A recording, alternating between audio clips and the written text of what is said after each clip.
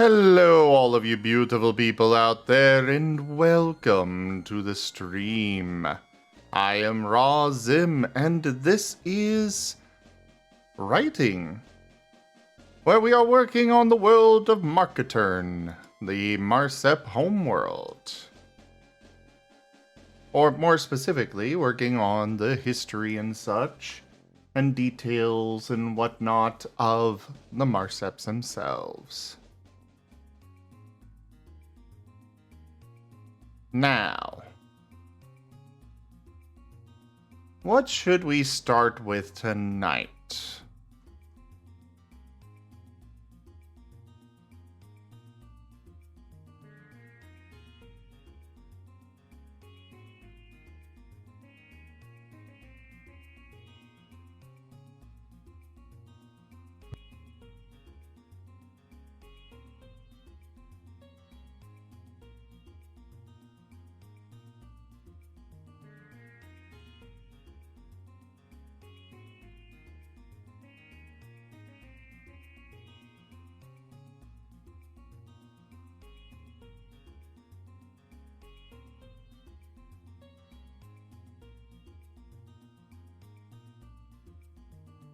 Oh, where, Flabebe? What the heck? A very interesting outcome there, Fox Warrior.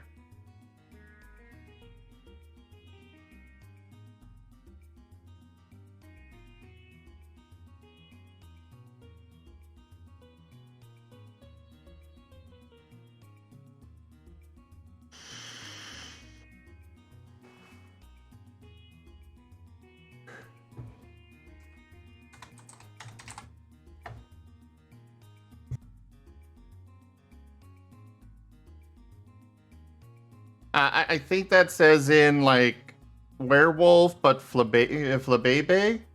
And hello there, Sirio.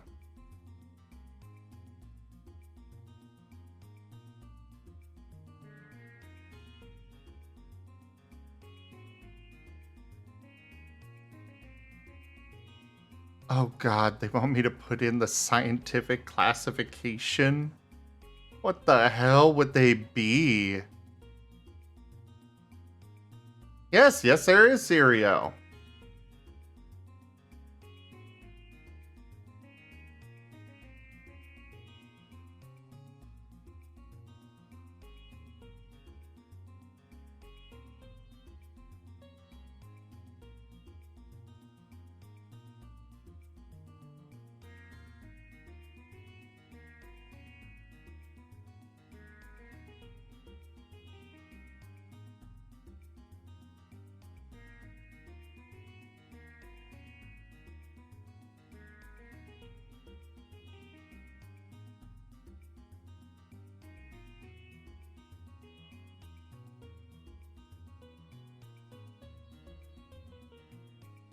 Okie dokie, I'm back. Oh, wow. Oh, wow.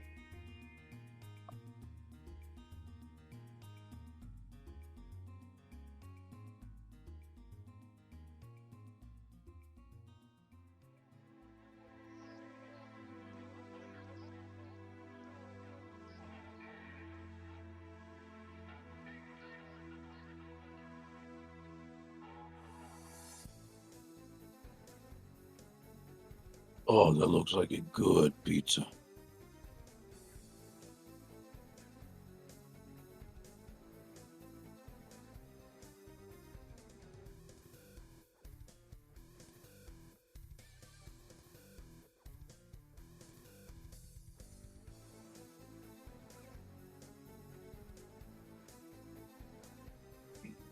Duke. Pizza.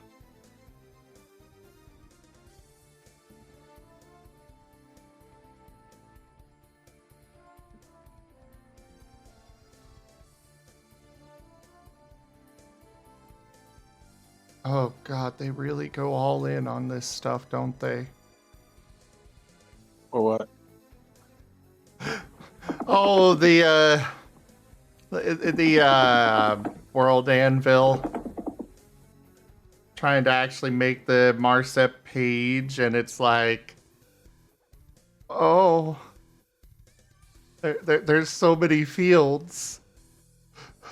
There's so many things. Also in what, World Anvil? Yeah. Yep. What are you starting on? Just an article? An article for the Marceps themselves. Okay, do you choose a species article? Yes. Okay. Did you choose the drop-down template? You mean the template specific prompts and connections? You got it. Yeah, that's what I'm looking at with the whole so many Okay, good. things. Now you've got generic, extended, and sapiens. Be sure to check out all 3 tabs. You think you got a lot now?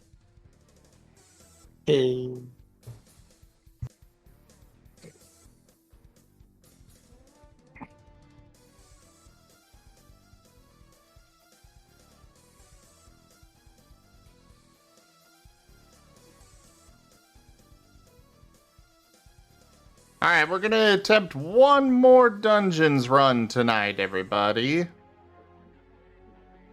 After we lose this, I will not be running more Stream Raiders for the evening.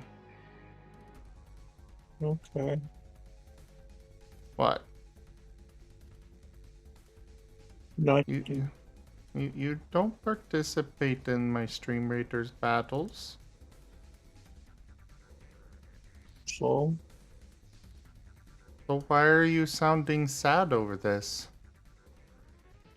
because I can. Oh.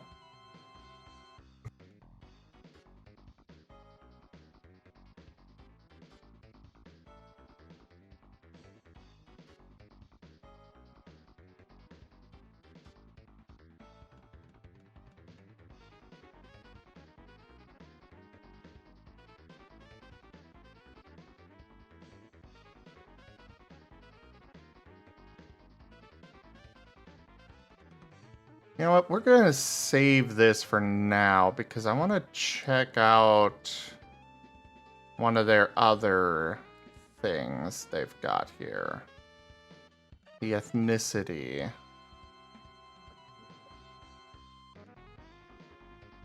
'Cause I'm trying to determine where it would be best to put the variations of the Marceps at.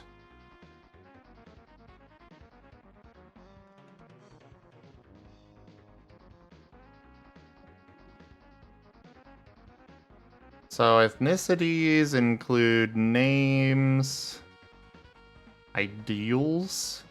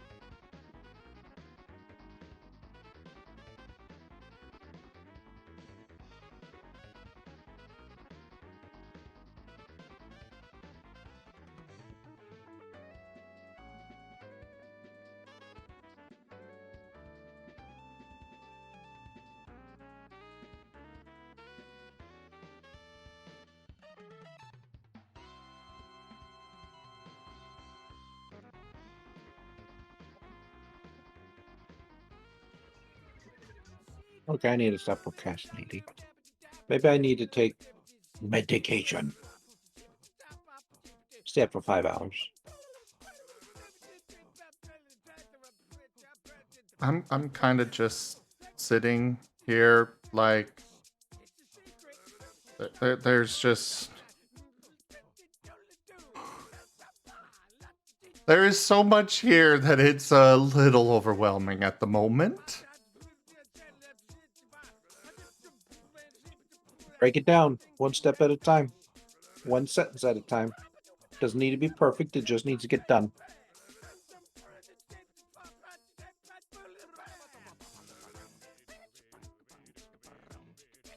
I know. Plus, you're not going to be using all of them anyway. Yeah.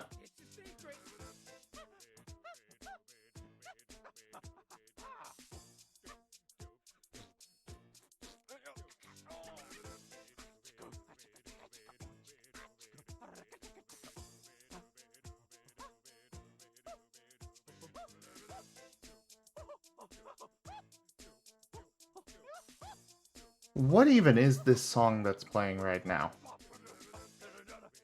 You know what? We're gonna move to a different playlist.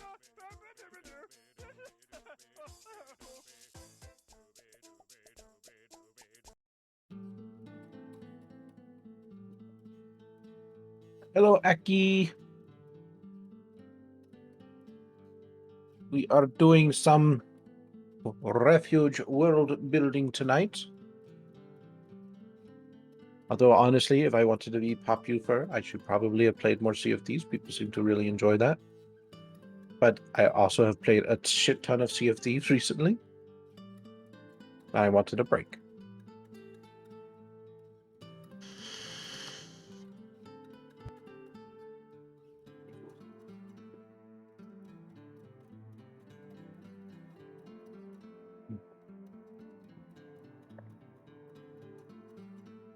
So how you doing, Aki?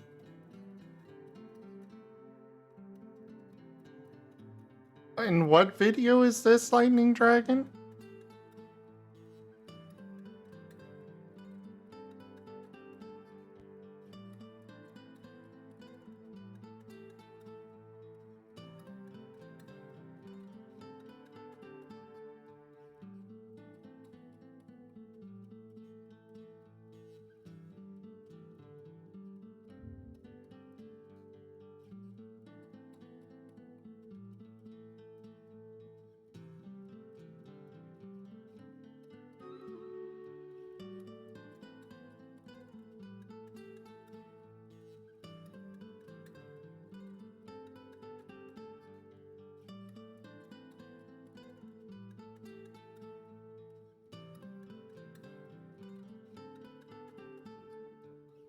Having an excellent night, just vibing? Heck yeah.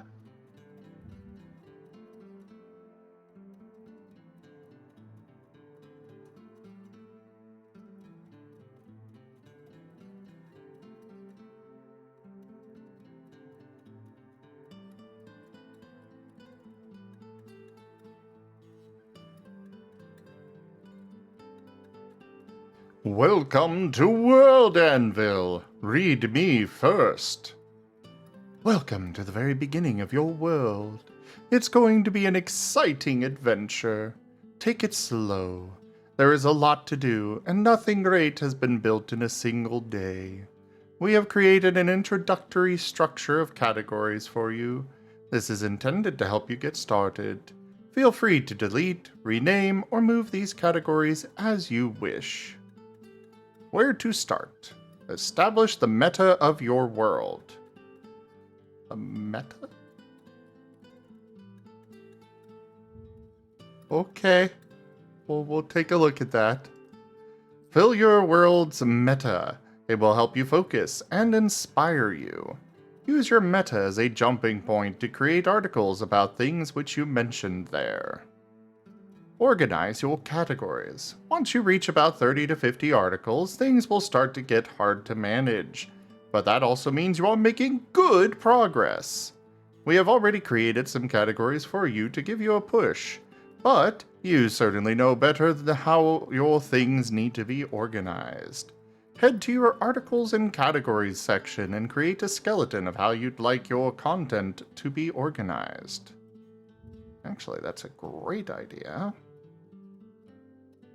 Set up your map.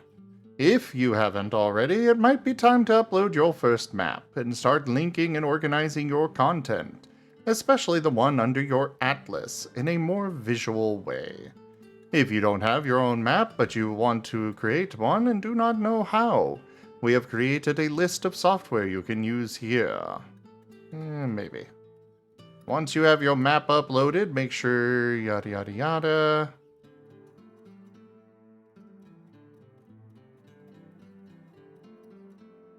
You like how happy my Vaporeon graphic usually is? I am content making content. Eh? Oh, I'm in jail now.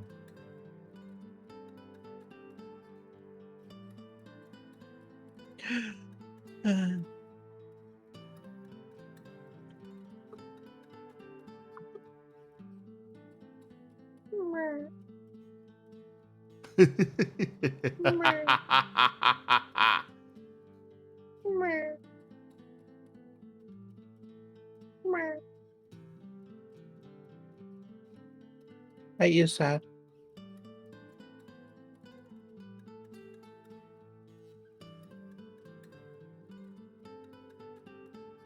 Oh, it's okay. It just seems to rest with a little smile, and the eyes make it look so happy. Oh, sad eyes. I know. I'm in jail. Help. This is discrimination.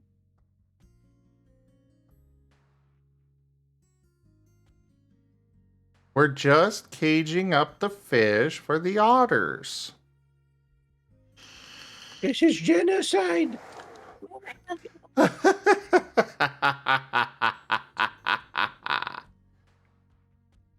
Good.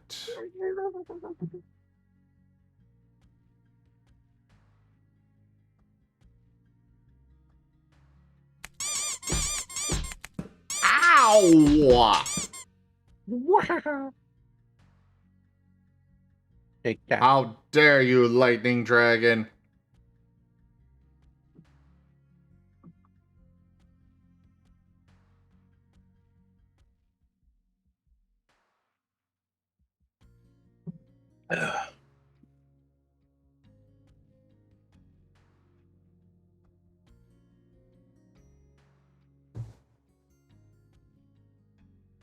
Oh my god.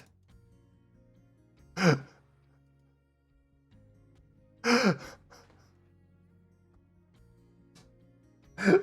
is so much. Oh my god.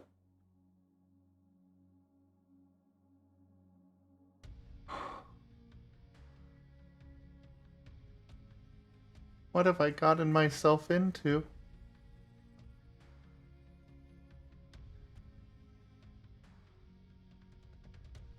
How could this happen to me? I made my mistakes, and now I'm overwhelmed tonight.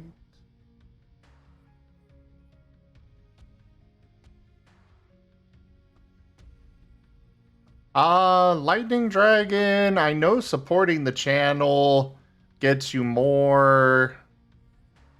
Watching the streams actively and hitting the little button underneath the chat gets you more.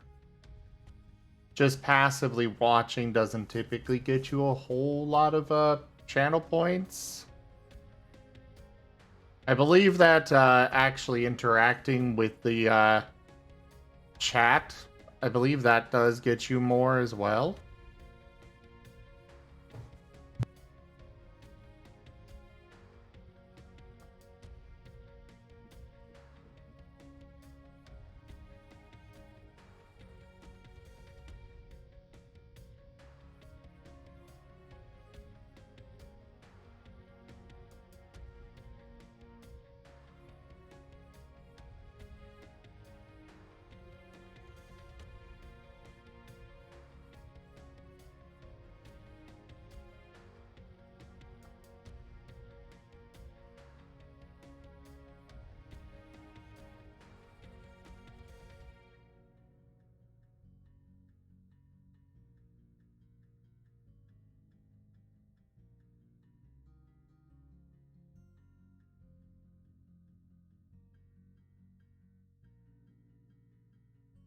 Ooh,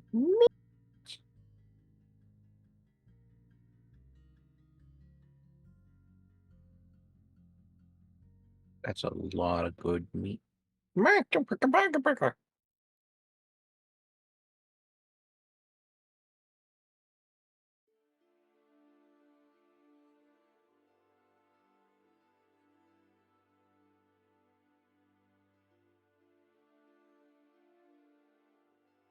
Yeah, I should go to the butcher. I haven't been to the butcher in a while.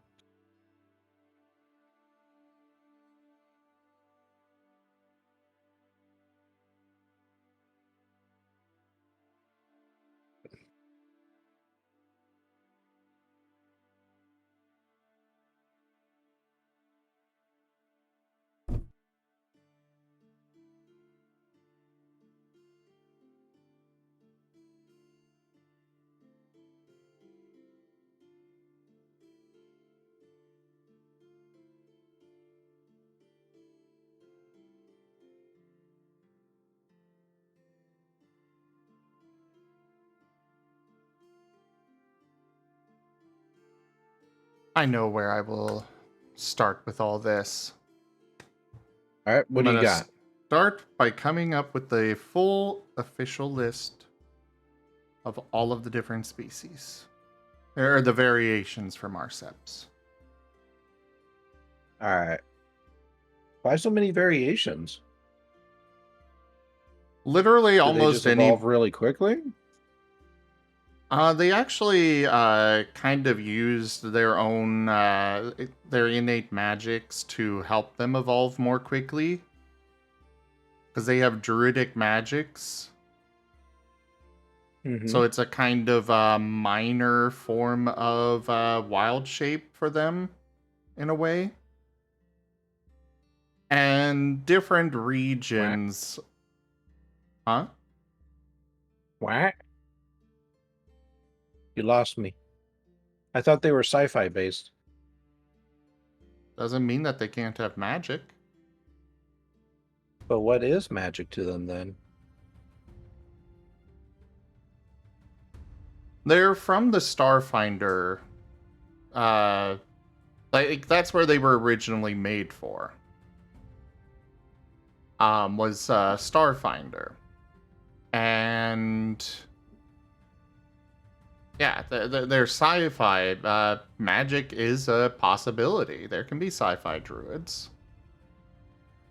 Okay, fair enough. Well, what I would ask though is just give a little bit of thought as to where this magic might come from. I'm not saying you have to like midichlorian that shit, but just give it a bit of thought. You might surprise yourself on what you come up with. The magic comes from the And crystals. okay, so it's maybe like innate resonances or something. Basically, yeah. It's a Okay. minor magical power that they all have. It very basic. They can't do much with it. Some of them can learn and over time improve that skill and thus master more magic. But Why is there all a of fork them, in my chip bag?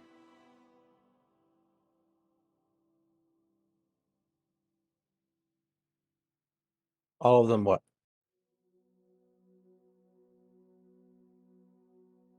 all of them You said have that they a, they all of Mhm. them They all have have a like an innate sense. an innate magic. Yes. Okay, gotcha. All right, I need to figure out a title for the armored burb. Don't eat chips with a fork. You're not my parent. And even then, my parent, yeah, they don't get to tell me shit. They just worry about me. But so does everyone else.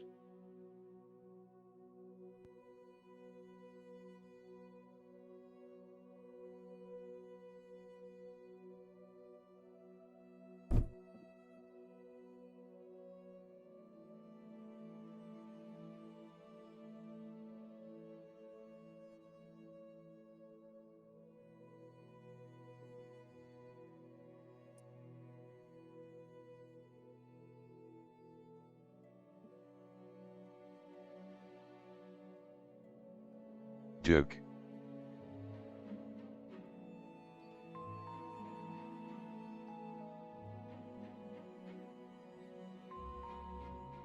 I need some water.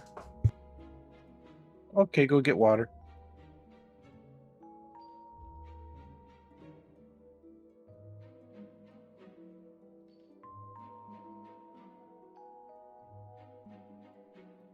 What's a good armored bird's name?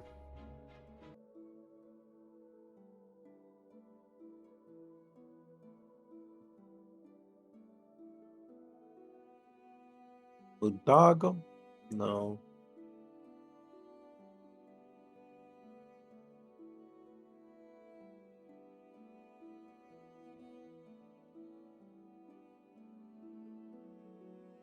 Hmm.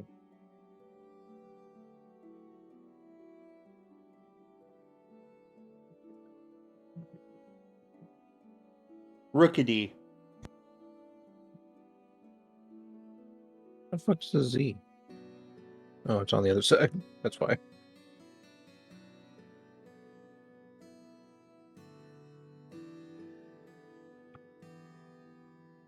Go with I shall Rookity. call them Swoop.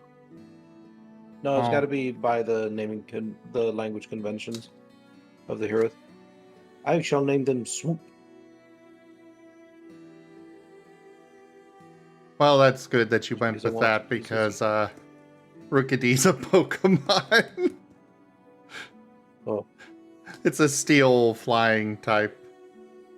Actually, well, I don't don't know lead if me astray. What Rookity if I is. actually took that seriously and then got it published and then got sued? I wouldn't have let you go that far. But I could have been financially bankrupt over a fucking name. I wouldn't have let you go that far. No. I wasn't sure. I was gonna say that I think Rookity doesn't actually have the steel type yet, but yeah.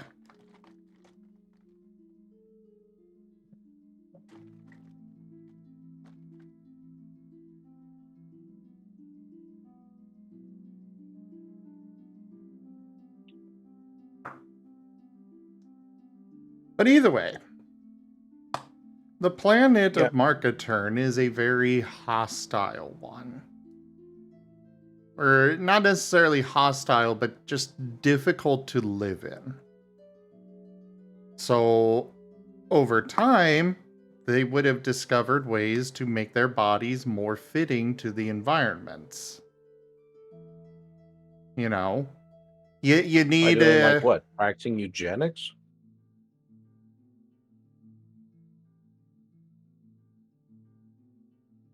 Or through did they the just like mad. develop like through the magic of the crystals? Okay. It's like, or did they like develop like highly advanced biogenics, like or biogenesis or whatever, real early in their No, species? definitely not. We're on ourselves a new grandma. All right, so they're doing it through the power of the crystals. Gotcha. Fuck, I want ice cream. Damn it. Zim, tell me to go get ice cream. No, Okay, thank you so much. do not go get it. BRB. You need to get at least one article done first.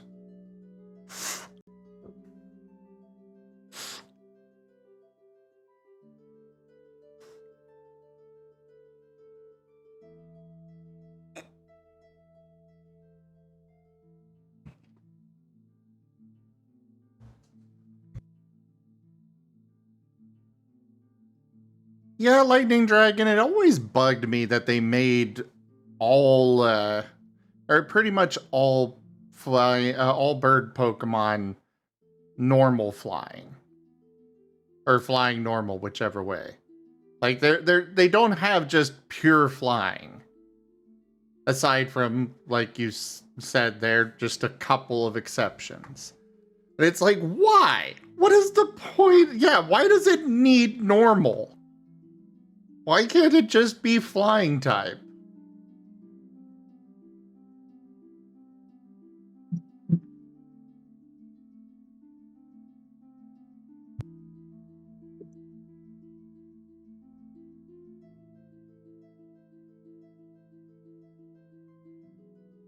Okay, I'm back. I have ice cream. All right. Welcome So back. this is just a. Oh, thank you. This is just a name in progress for the swoop. I'm sure I'll come up with something better later, like Sunastrio or something like that.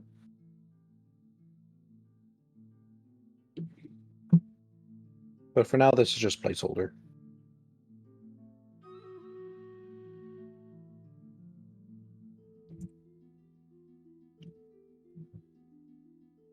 Fox Warrior, when they were first released in red and blue, yes, they were pure flying. Because they didn't have dual typing in that in red and blue. But as soon as they introduced dual typing, they changed them to flying normal.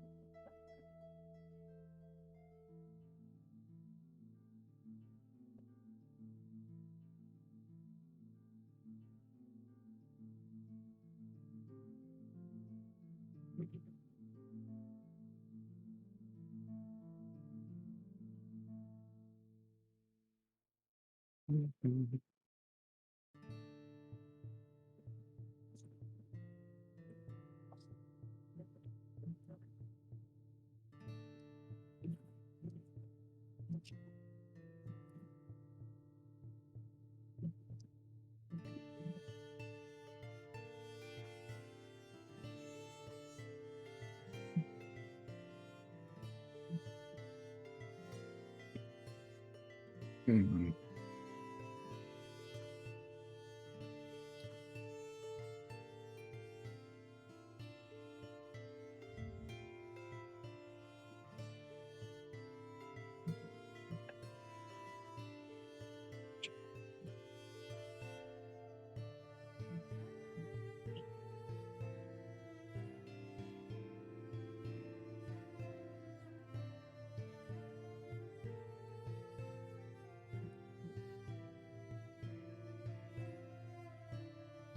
Hello there, Oscar. Yeah, I'm in ice cream.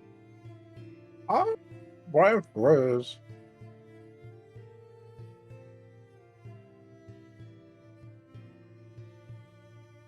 Not really, but that would have been funny.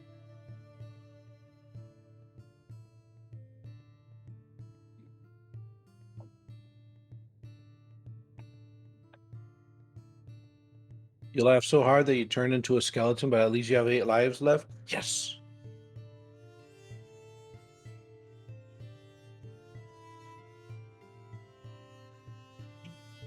Hey Zim, anyone ever tell you you're awesome?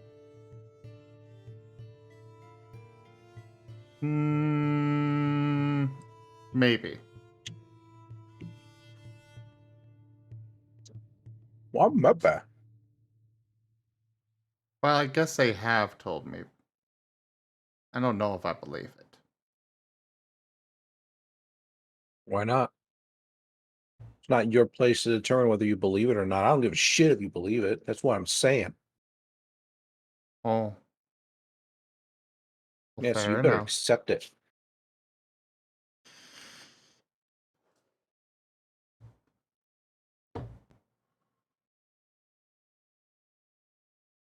Fair enough, I suppose.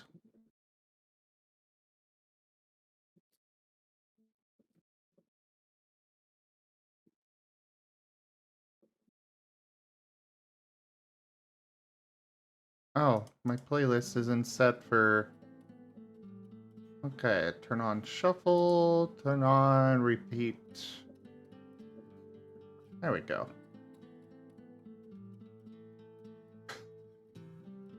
So, I'm trying to look up the various biomes here on Earth. And I've got one thing saying that there are like 15 of them. Another thing saying there's 7, another saying 12, then 5, and then there's 8.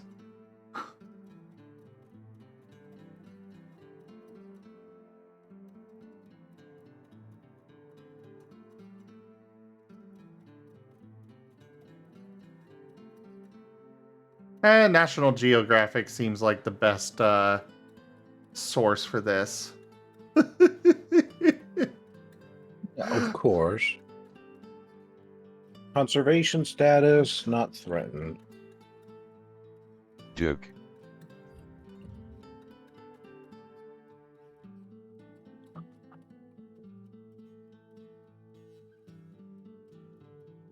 Alright, so according to National Geographic, there are 5 major types of biomes, which I can make use of this concept.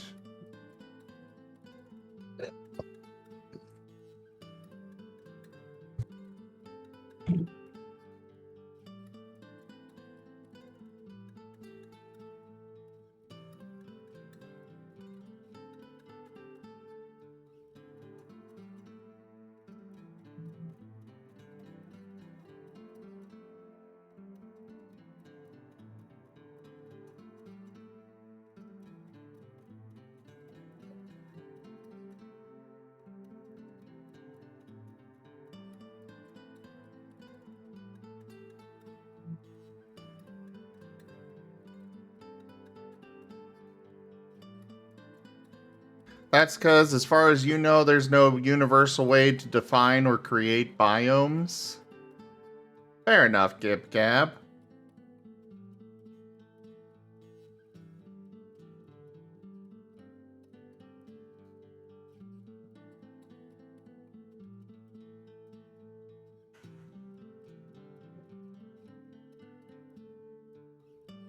So there are 5 You've major... come to offer your lap for the Vappy. Lappy Vappy, 'tis warm, you petting, you get orange berries. I like orange berries.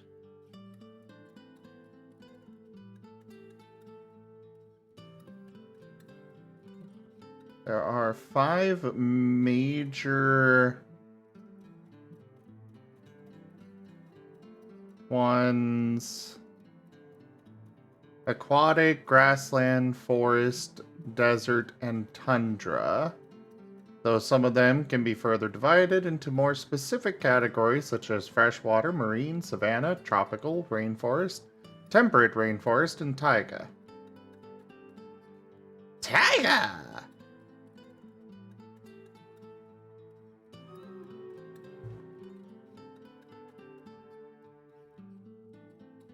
And perform important predatory. Oh no. Service?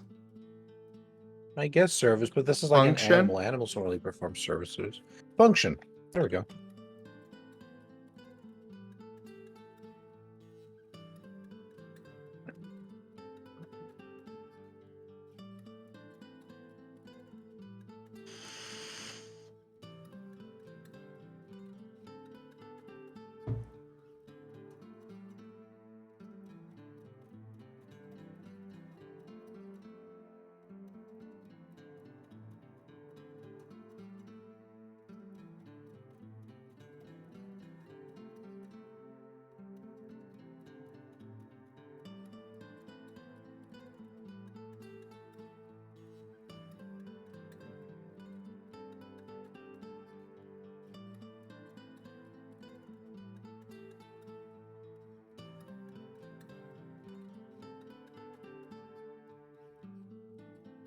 The Pokemon were real. You're still not sure which one you would want. You just want all the evolutions. Though bad time snugs with the flare might lead to the entire house burning down. Or like the best pillow ever.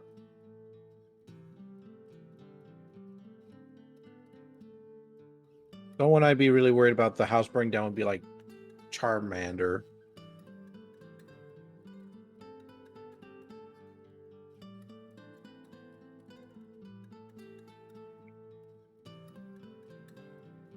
Plus, I'm pretty sure I'd chase away a few dates when I asked them if they wanted to snuggle my lizard.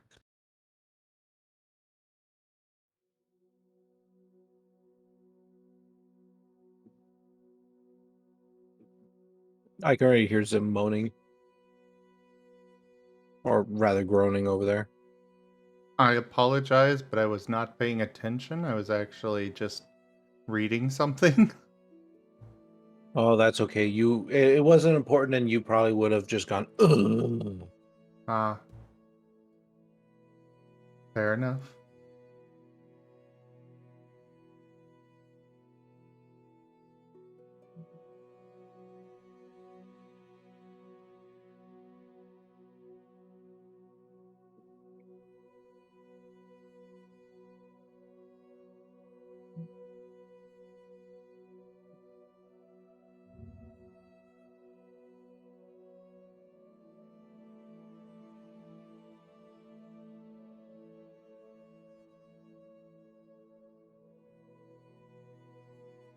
God, there are some really gorgeous scenes in nature.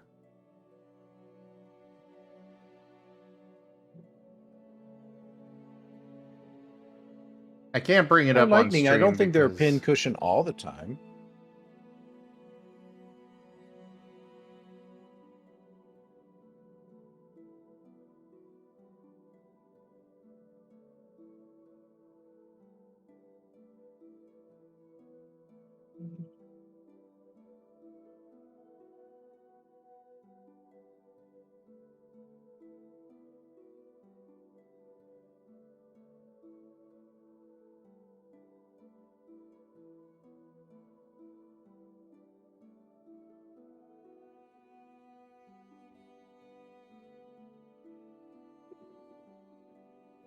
Oh, Vappy would definitely be top tier for hot days. Although I gotta admit, Glaceon would come a very, very close second.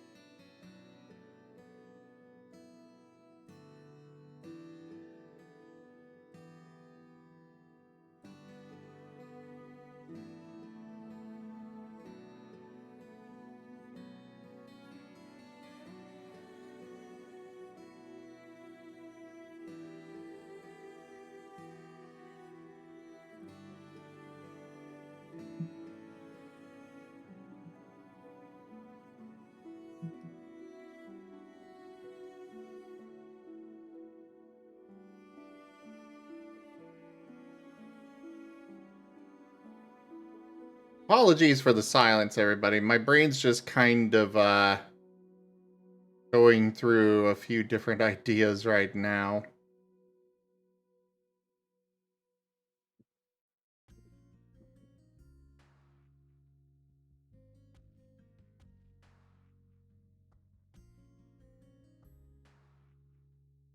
Yeah, even National Geographic is like, not all scientists classify biomes in the same way.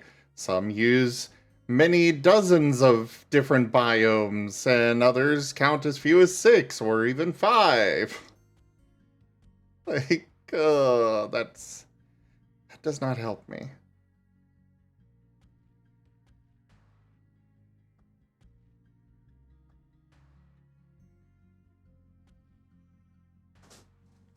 Hmm.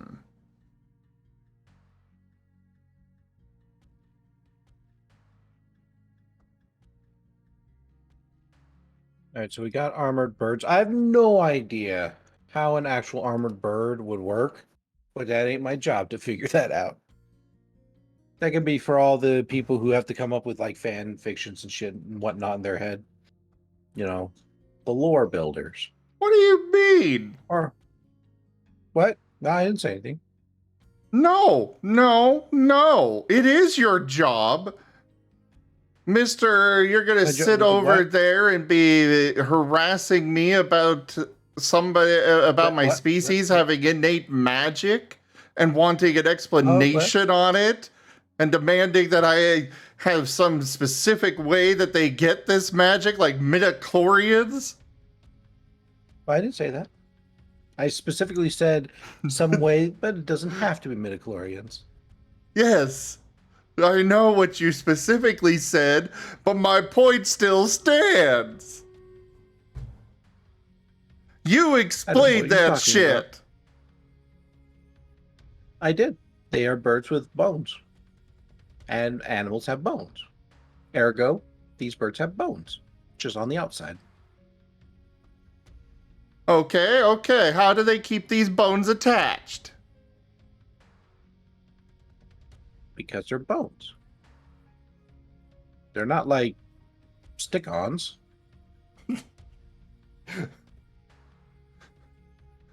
I demand a To be fair, full anatomical display.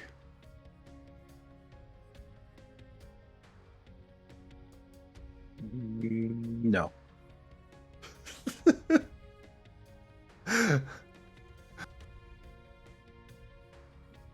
The kind of armor that I'm talking about, though, Speedy, is a biological armor, a bone armor that these hawks or, hawk-like birds utilize. Because their main form of catching prey is not catching them with talons, although that certainly could be a feature at slower speeds, but rather they deal damage like a peregrine falcon in a way, where they just hit it with their body in midair and thus stun their prey enough for them to snack on it.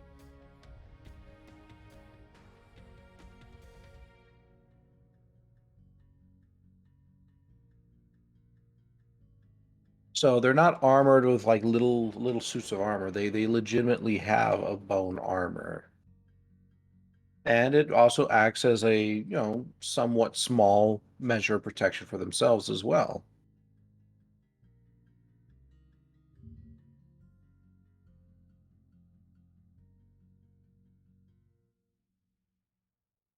Oh yeah, that's a big spoonful of ice cream.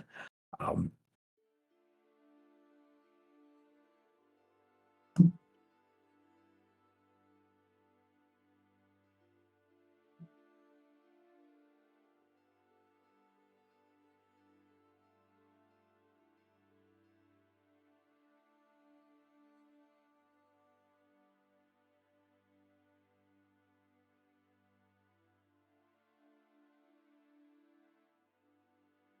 I have an itch I can't reach. Fork in the chip bag, help me.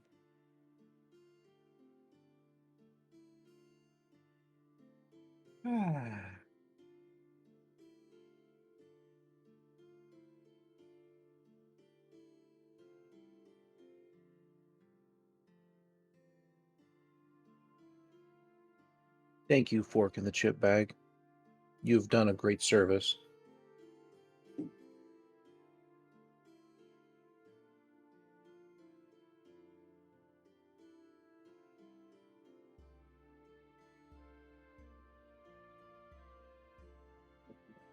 But no, this is legitimately one of the things that I personally cannot explain because I don't actually know how the biologics of it would actually work. I know it's possible. I mean, we got things like fucking tortoises like that and sea turtles that exist. So I don't think it's too much outside the realm of possibility to believe that there could be a bird with lightweight bone armor covering it. But obviously, it would have to be one of those things like, all right, it's probably centered on some very specific areas in order to help them to be able to maintain their sense of flight. Because after all, if it covered literally everything, they wouldn't be able to fly. There would be no way for the air to get under their feathers. That's fair. I just had to poke back at you after your nonsense that you tried pulling on me. Oh, you mean from that very, very obvious bait that I set out? Yes. Yes. Meh.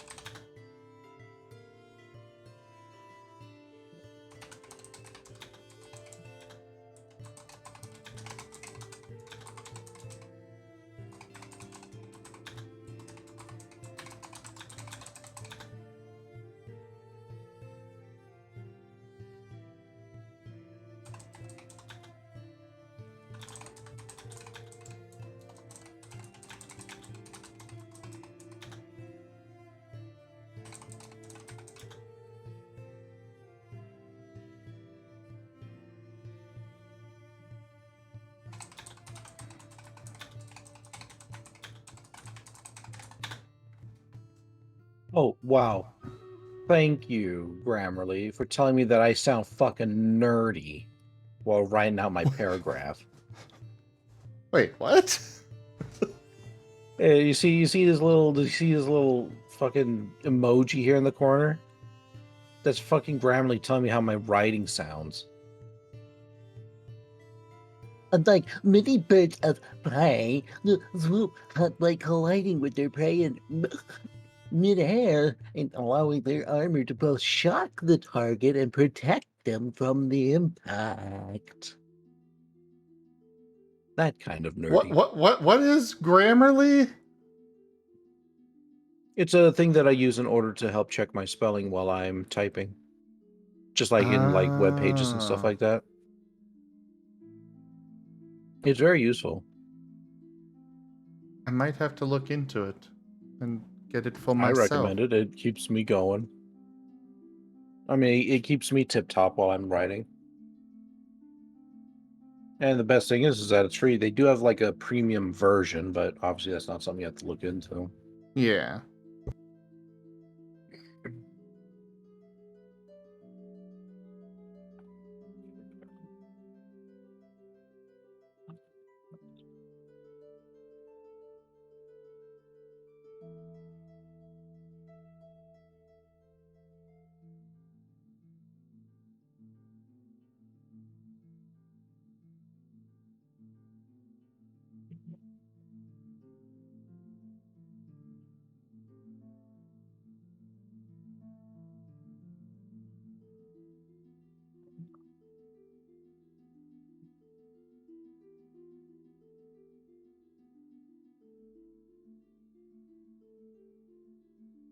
I mean, I suppose that's one way to put a time frame, but it's not nearly as dystopian. This is just me typing on a web page, not hiring a frickin' publisher to check every single aspect of my writing.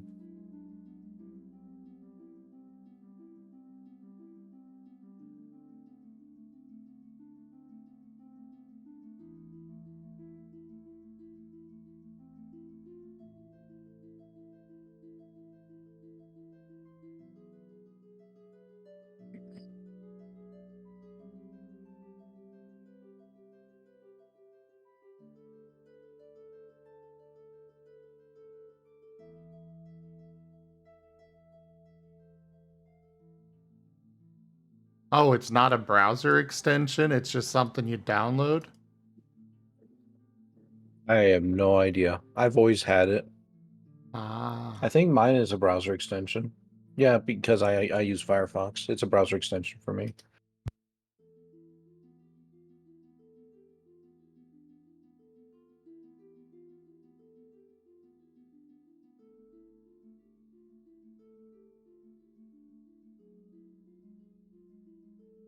You thought editors were important to writers? Oh yeah, when we're ready for like, manuscripts to be looked over and whatnot. But just like when it comes to basic draft writing, you don't need editors for that. You just need to get the idea out onto the piece of paper.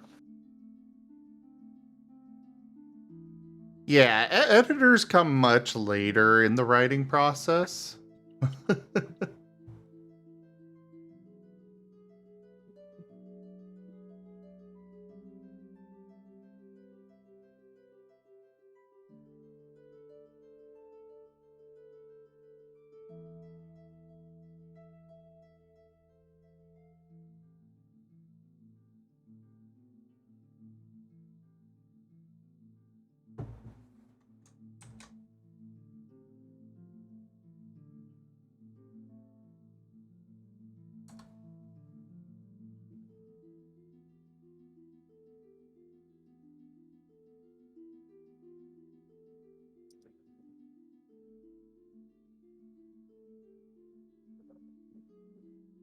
Okay, we'll look at that more later. Sure. What are you looking at? Oh, the The Grammarly thing? Grammarly. I was curious. It works out well for me, and I do like the little aspect where it tells me what kind of writing, like how my writing sounds. That does help.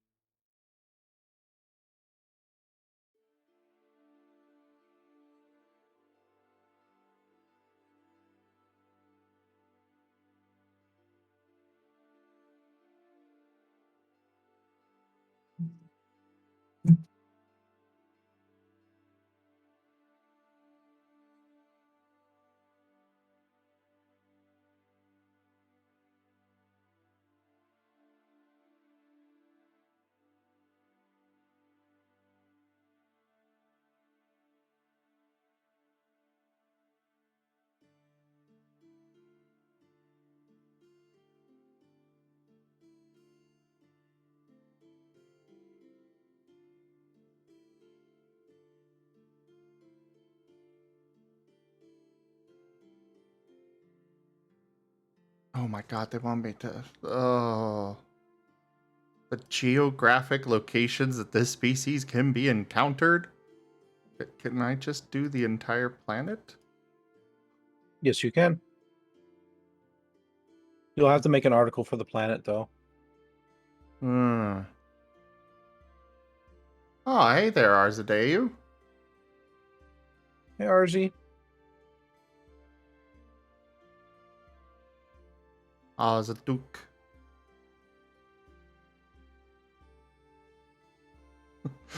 Discovered by. They were discovered by themselves.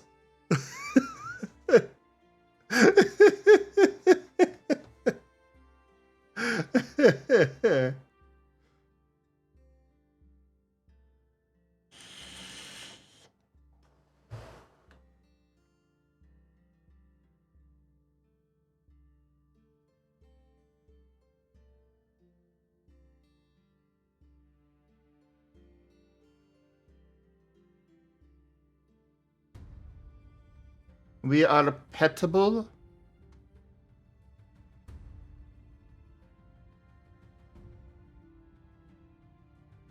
I see. No.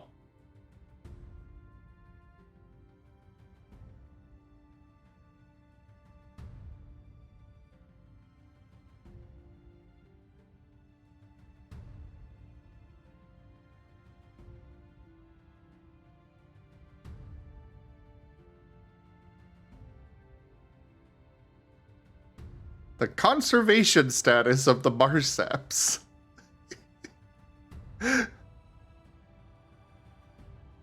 uh.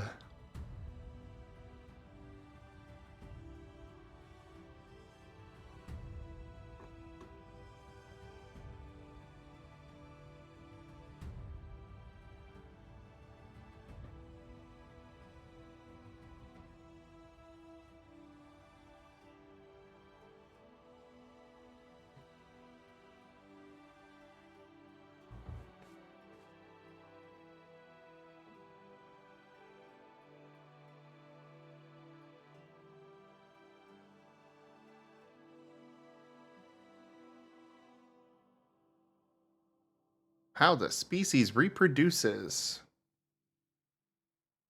Oh.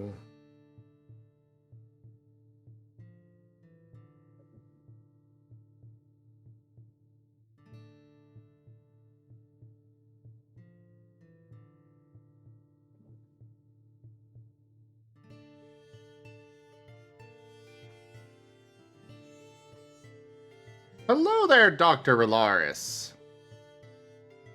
I am okay. Just kind of trying to figure out where I want to go with all of this. I think I'll just stick with the start and not touch a lot of this on their main kind of disambiguation page, is what I'm going to kind of consider this.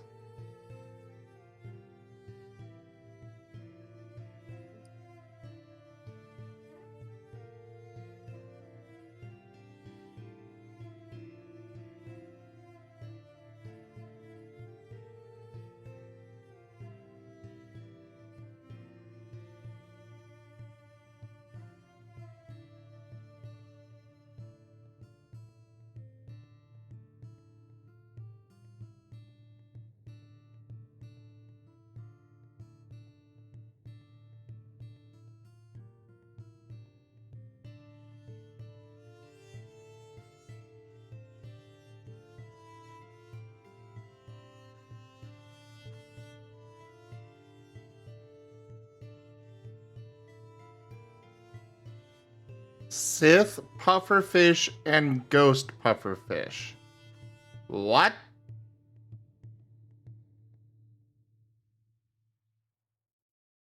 Ah, I see.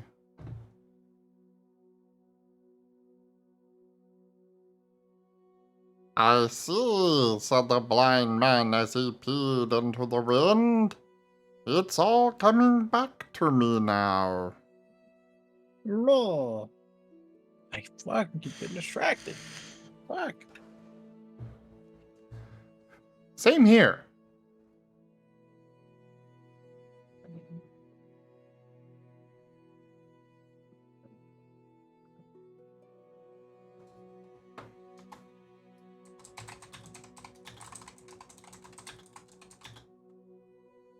Oh, what is it called when animals hunt in the evening and morning?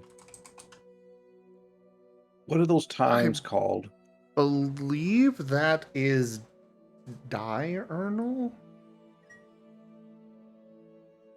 Okay.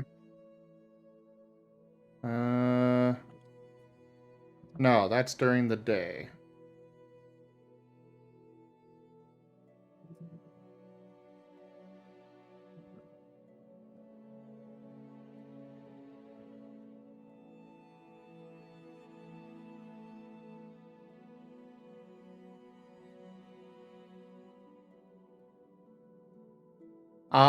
Okay, so animals that are active during twilight are crepuscular. Those active during the night are nocturnal, and animals active at sporadic times during both night and day are cathemeral. It looks like there isn't actually one for dawn, unless twilight is... Oh, okay. Twilight is both dawn and dusk. Okay. Always been a little confused by that. So the word you're looking for is crepuscular. Crepuscular. Thank you so much. I'll write it in your chat.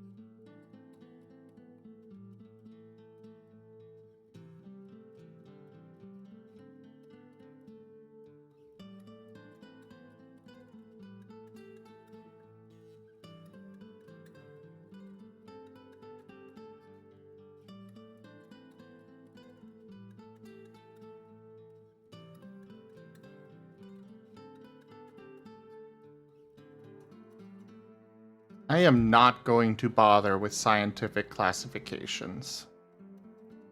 No, fuck that shit. I ain't doing that. I am not going to figure out what the hell their scientific classifications would be for species. Oh, that would be so much work. For yours, though, it'd be fairly easy, though. I mean, because you don't have to go into, like, the super nitty-gritty, like the animal kingdom and phylum and all that shit. You would just have to go, like, Homo sapien, Homo aspien, Homo blah, blah, blah, blah, blah. But instead of it obviously being Homo, it would just be whatever base one you want to consider for them. Maybe it's a word of their own language, or maybe you just use the generic Latin. And then you just kind of go from there. So, like, what would be an easy one? Let's look up crystal in Latin. Cristallo. And then we could come up with beast in Latin. Cristallo bestia would be their like base. I could work with something like that, I guess. And then you just do slight changes depending on which one you're going for. So depending on which evolution you're concentrating on next. Yeah. And then you just mark all of them as having their parent ancestor as being the base one, that the Cristallo Bestia. And you're good.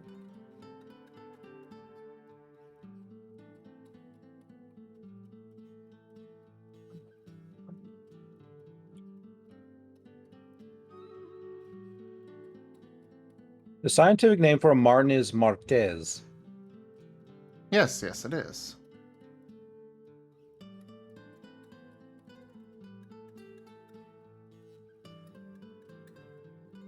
What is this sidebar thing? What is the Marketurn Discord? That's not what it is. It's a GGF Discord. I wish I could change the name for that, but I guess that'll have to work.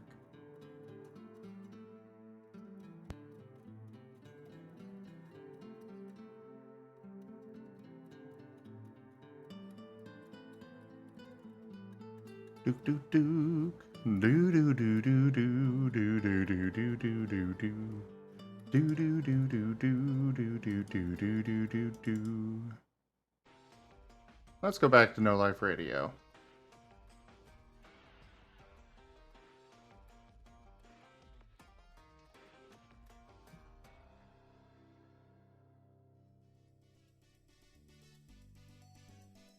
What was shit? You wouldn't know, damn it. That's What's up? Taldaria's question. I mean, you can ask. Maybe I do. I probably What don't. was the but- name that we came up with for the flatlands above the canyons called in Hirosu? Okay, yeah, that would be a Todd Darius question. Yeah.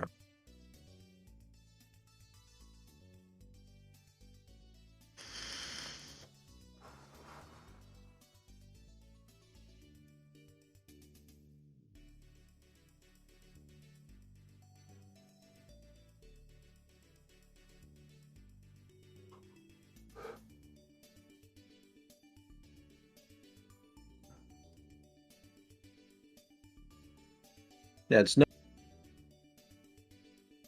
Rygon?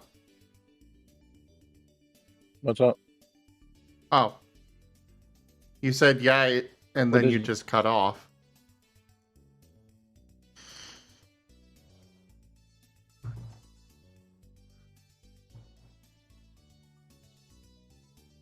Oh, I don't think that maybe you heard it in passing, but it's like, you just hear it in passing, not something you'd be required to remember. Oh, fair enough.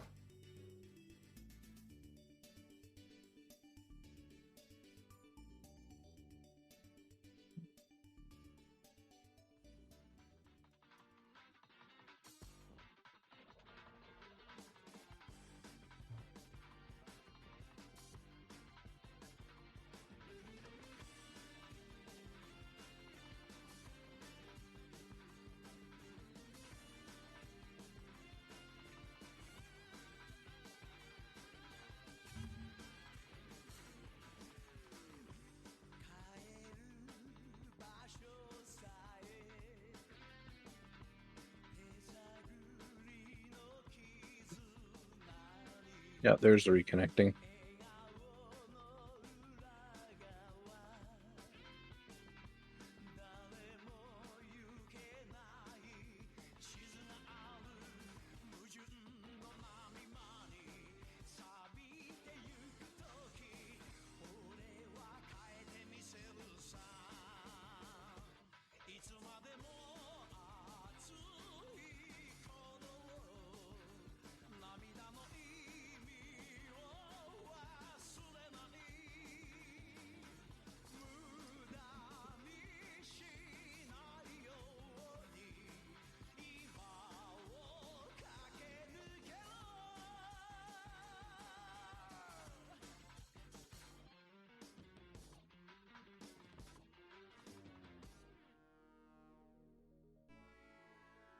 Isn't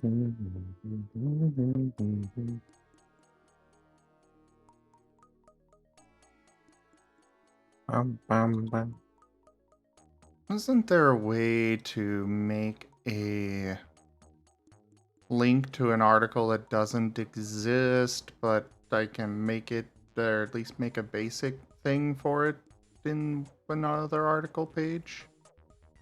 You could always just make a quick article, type in a name, and then you could link to that. How do? So, down in the bottom right, you should see like a plus mark, right? Yes. Click on that, and then click on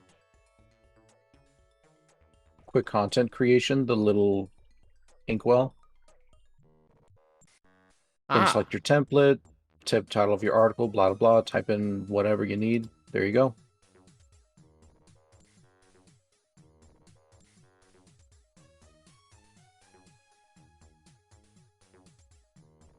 It won't be fancy, but it'll get you started. Yeah.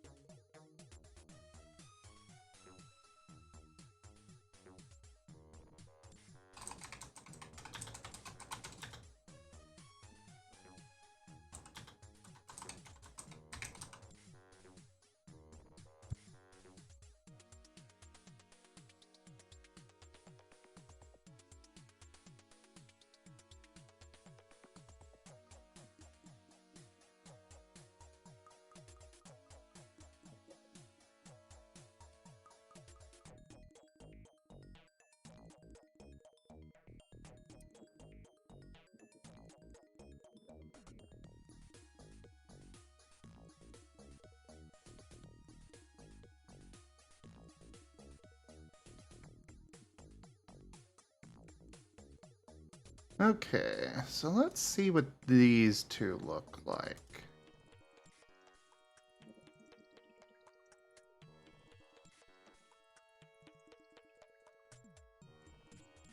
I kind of like the box for this.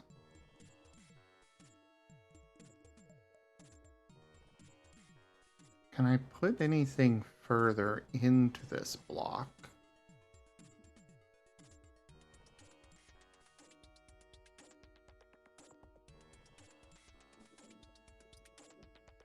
Yeah, barely. Okay.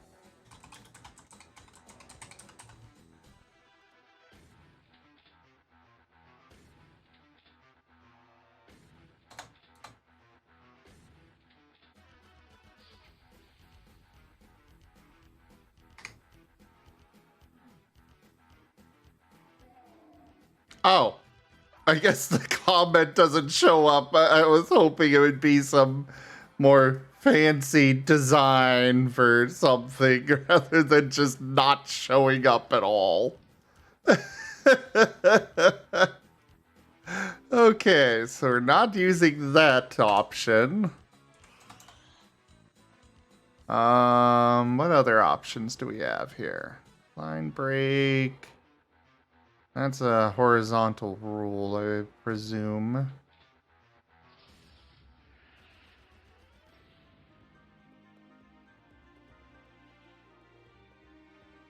How about a container?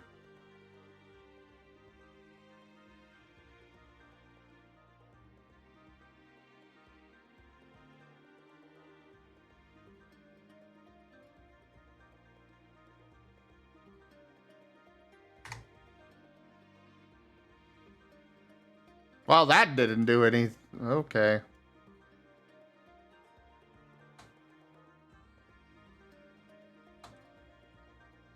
Um...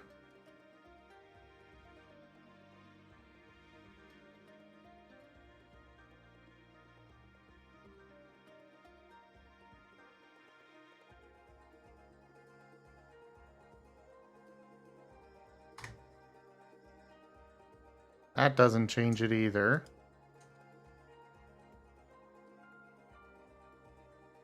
Maybe quote. Quote might work.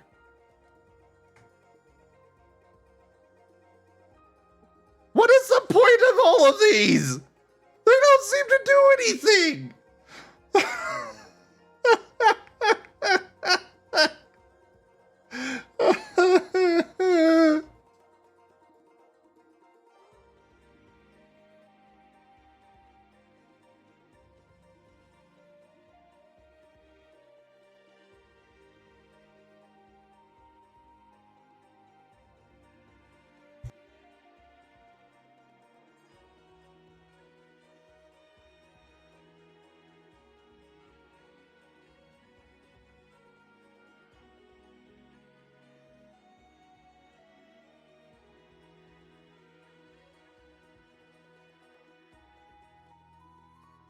Hello there, actor Howls.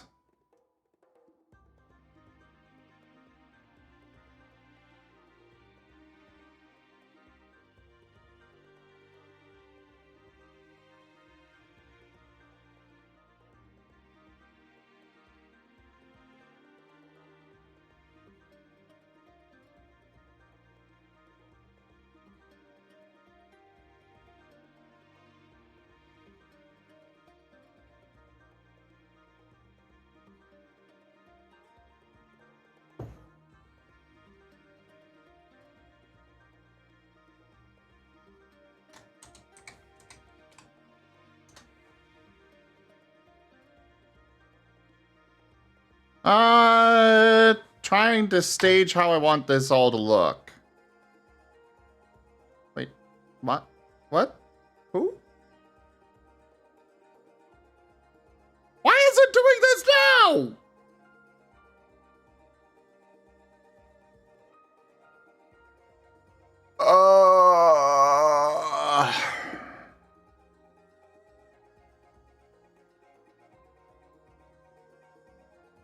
Boo. Hi. I spook. Hey, how's it going? Frustrating. I see people are having a fun night. Well, it's like one moment this thing is doing a fancy schmancy little quote thing, and then the next moment it's like, not anymore. Yeah.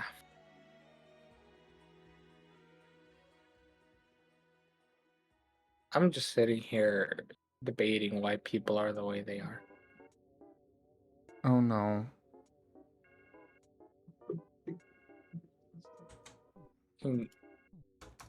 Dad keeps complaining mom is having internet issues when they video chat and he gets little momentary freezes.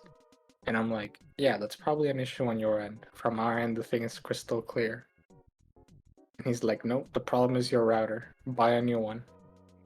So, like, here, I'm willing to pay the 300, and I'm just sitting there like, I mean, I lost the ability to care. Sure, spend it. I literally couldn't care any less. But I'm just still waiting when it doesn't fix the issue, and then we're gonna have the same conversation about how it's his problem.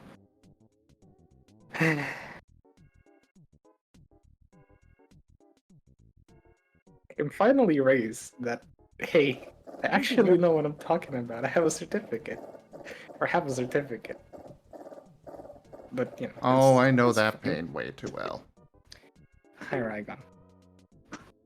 Actor House, so this is for, this is World Anvil, and I'm using it to create a, kind of a page for the, my custom species, the Marceps.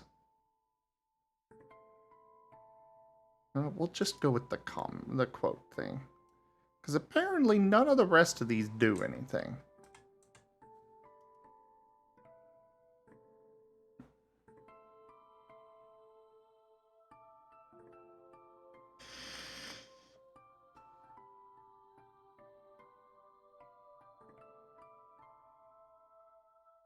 Also, hello, Fetch, if I didn't say that already. Hi, Fetch.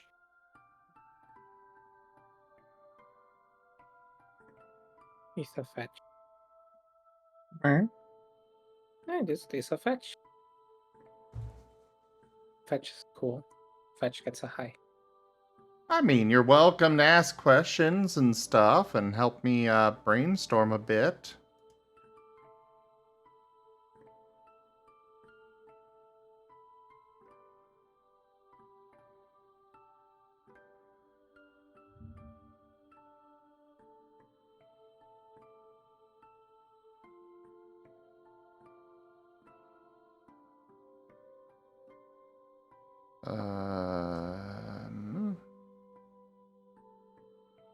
Maybe I should use these.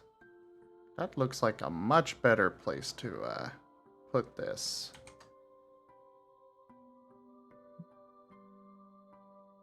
You know, when my cousin arrived from Venezuela, and he said that like the best thing from the US and his experience was Amazon. Sometimes I forget how it's like I can buy a thing and it's here tomorrow, or the same day I buy it. It is a nice feature. It's just magic. Like, I buy thing, 12 hours later, it's here. Dude, what? I'm used to shipping taking like 3 weeks. Well, not used to, but in my mind, it still takes like 3 weeks.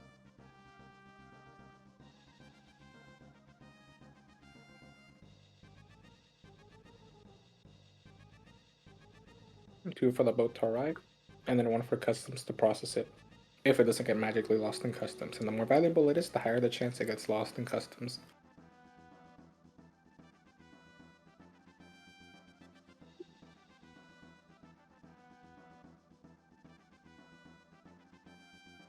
So all I'm saying is Amazon is magic.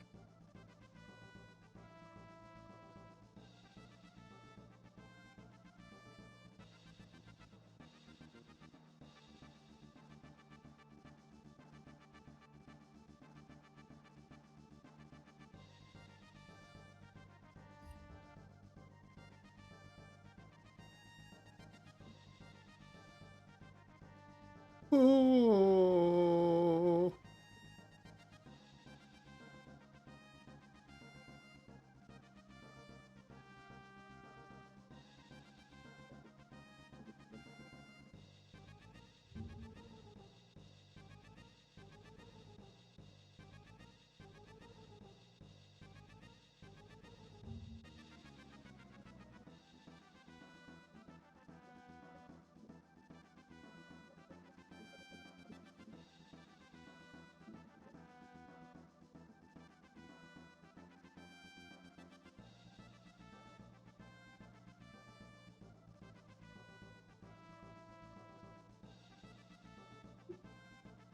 Man, thank you for the hot tub and drink. What's the drink? Looks like coffee.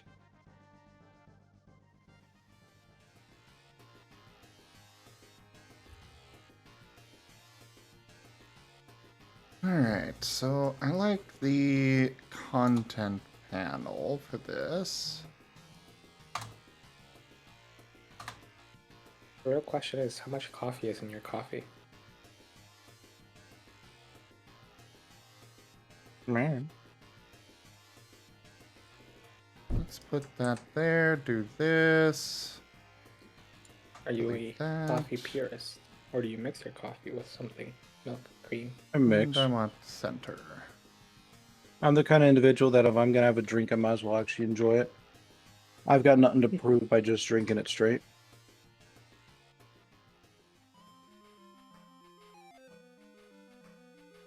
Apparently I know that some does people not like- actually make it centered. I know some people just like coffee. A friend of mine just drank. Well, that's fine. Would I'm carry just not around one of them. That's funny. I was just curious. I'm still baffled how Yeah. people enjoy coffee. To me, it's just like, no. Good night, Wolf Mage.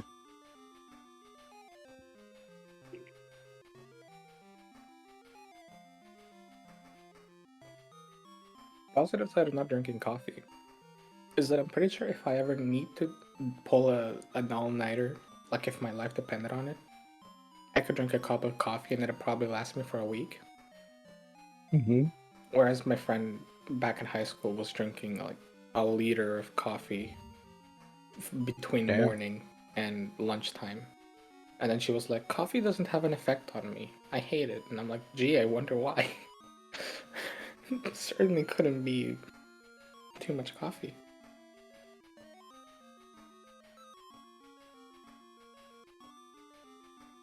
She eventually started drinking tea.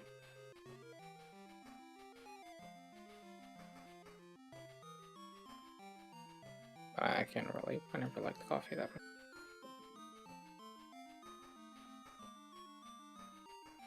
There is a fantasy language generator. Yep.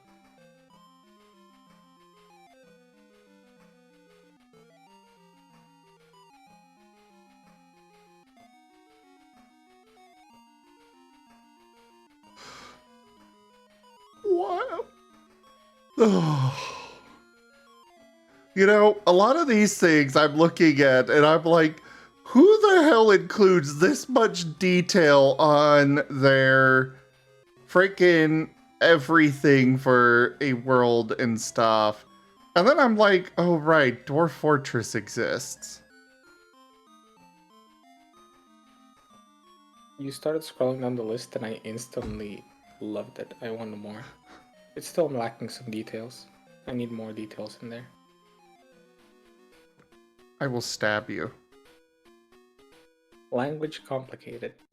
Big nerd topic. Give.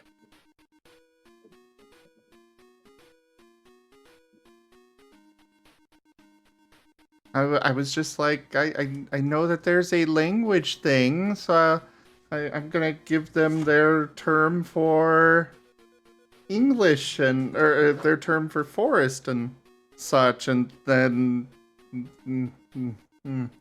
no, that's no.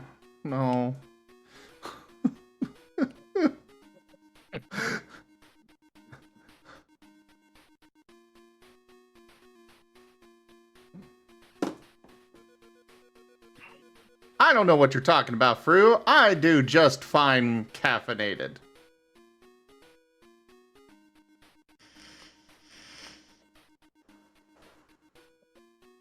Yeah, I'm still 99% sure if I drink a cup of coffee, just like pure coffee, I will explode. It is an experience I will reserve for when it is most necessary. When I need to pull an all-nighter to not be fired or something. That's when I'll pull one. It'll be beautiful. I'll die. Heck yeah.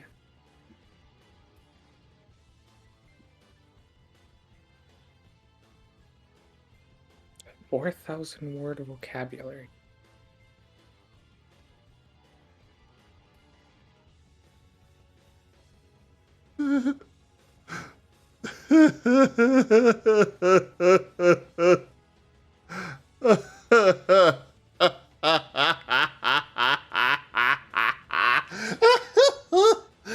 Oh my god, why?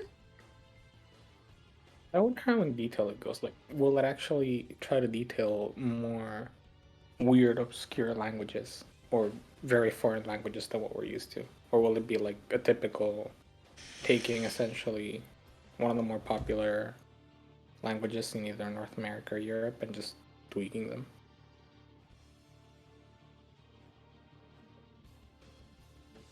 It's just Roman/Germanic language. Well, let's see Kinda what they vibes. come up with. Natively known as Dopepu. Oh no, Dopepu.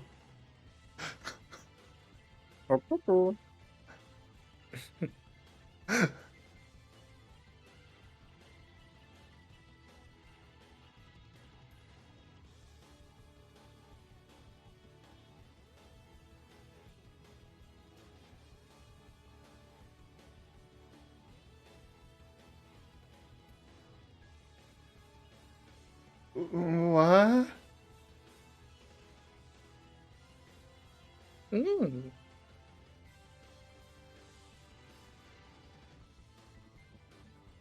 What? We got good shit going. Not bad. What? What am I even looking at here?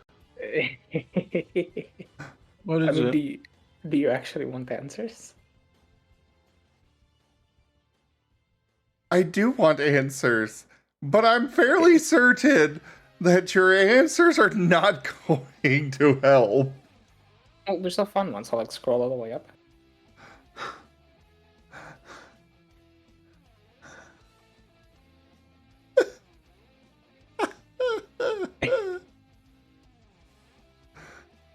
Oh, for this language, apparently A means to keep and not return. Pronounce A or A. Oh, and for them, bed is most.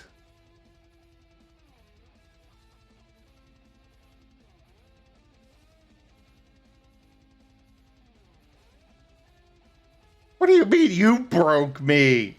This thing broke me.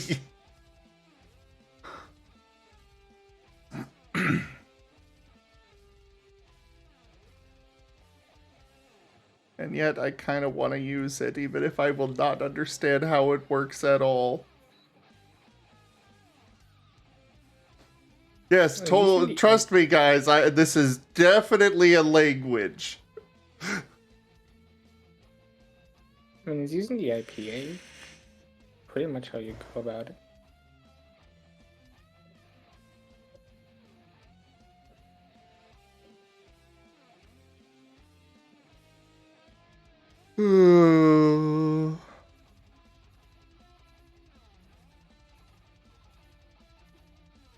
What is the cost for this? Oh, wow. I gotta say, it's actually surprisingly affordable.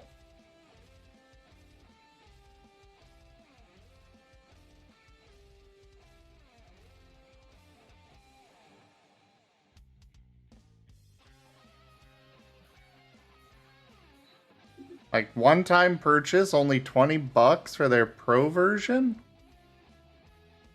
For what? This, fantasy language generator. Oh.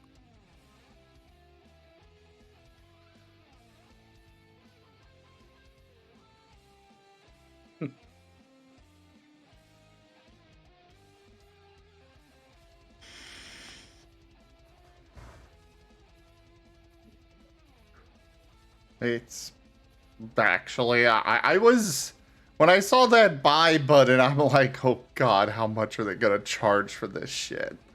And then, especially because, you know, I'm coming from World Anvil where they've got all this stuff. I'm like, oh, it's gonna be expensive as hell. And actually, it's surprisingly affordable.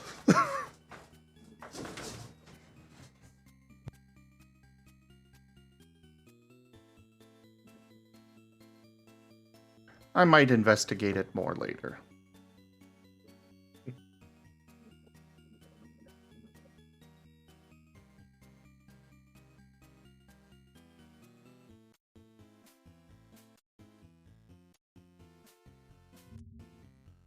I'm just happy that it uses the IPA. like, yes. Give me the standardized system we used to try to pronounce things. I'm one.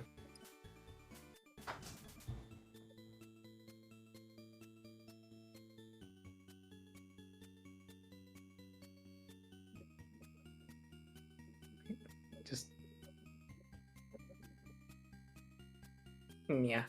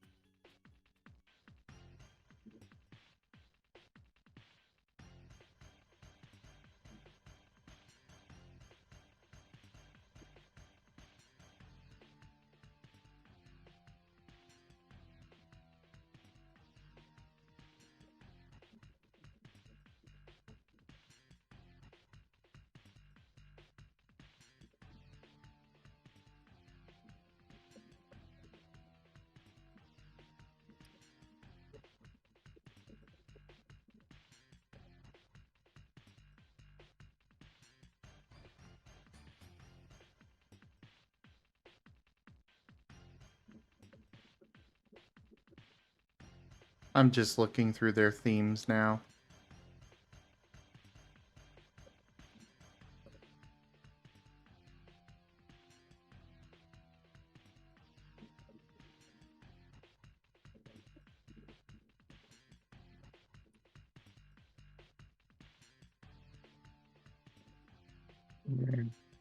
I'm looking at that language standard because you interested me in it. And what? I was looking at their language standard because you interested me in it. Oh? Yeah, I'd say Yeah. toss on my way too. Oh, I mean, you can just go try and make a language article on their site, on the World Anvil site, and they've got a button for it right there. They're like, Gotcha. yeah, nobody's gonna actually want to do this. So, here, have a quick, easy way to do it.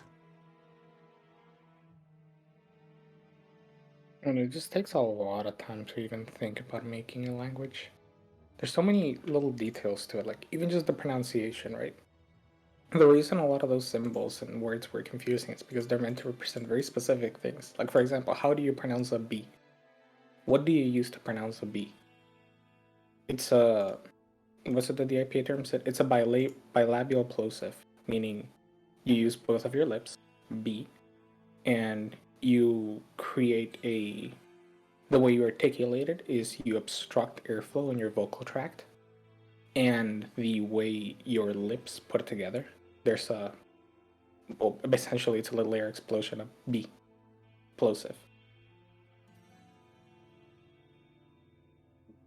It's a very short way to describe how you pronounce it. And without being a little bit of a language nerd, suddenly making a language becomes a little harder. I may have been a little off in the description, that's kind of the gist of it. That's why the instant I saw it, I was like, oh, okay, this is promise. Give me.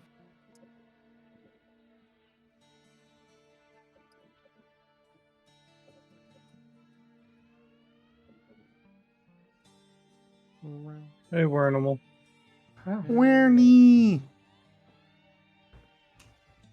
How's it growling? You are very quiet. I'm being quiet. Fair. But I'm alright, just kind of examining the things I can do with World Anvil at the moment. Nice.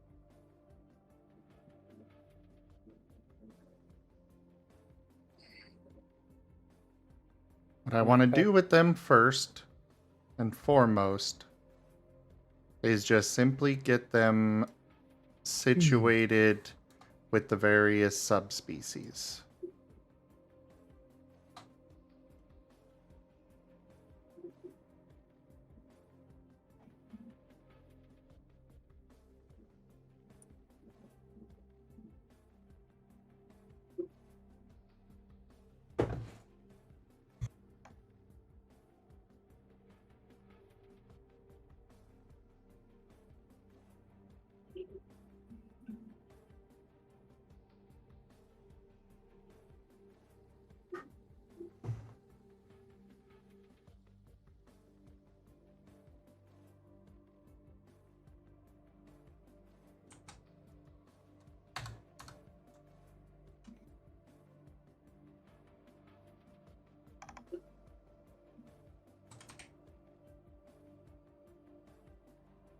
I know those stories involving writers, specifically horror writers, as protagonists. Not sure what you mean. Or what you're referring to, time frame.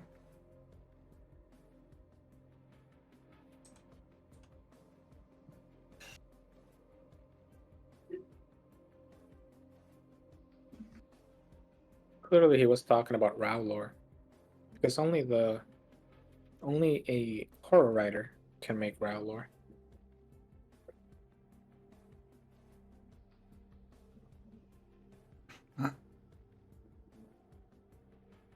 You were thinking about having such an author as a protagonist for your stories, but instead of languages like in Tolkien's case, it was human psychology that this writer was obsessed with portraying? Interesting time frame. Interesting.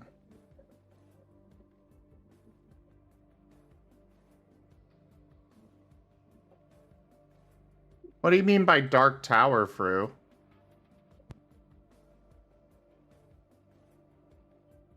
I think it's a book series.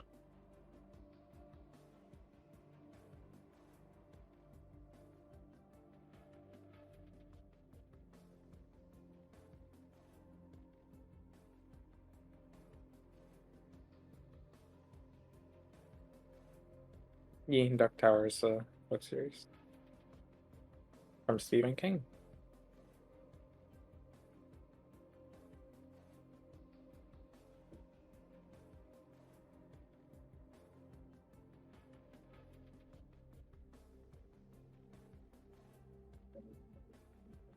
I do feel there's a point to that because I feel like a lot of horror does delve more into the psychological than a lot of fantasy does. So like whereas fantasy might explore more sociological or well things like language, horror tends to just delve deep into the human psyche. I feel like horror and psychology go along hand in hand.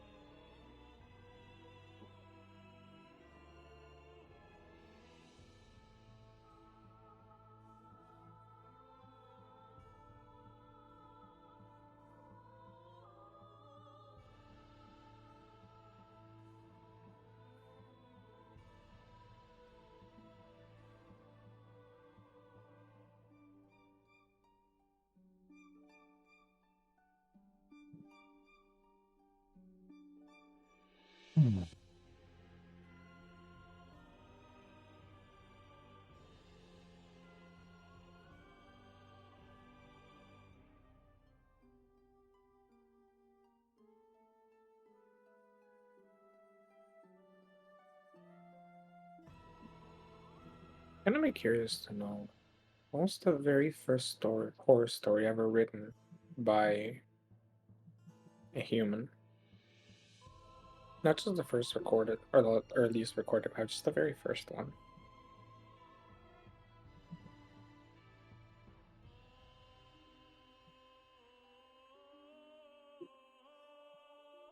No idea.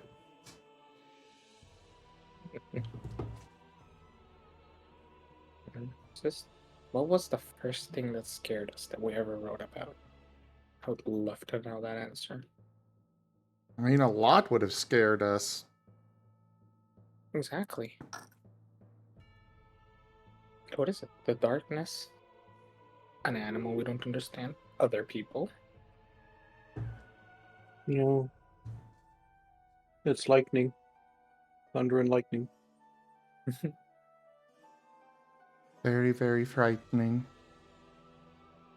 And the reason I say that is because oftentimes back in the day, people prescribed animism, anthropomorphic features to the world around them, as a way to help them try to understand it.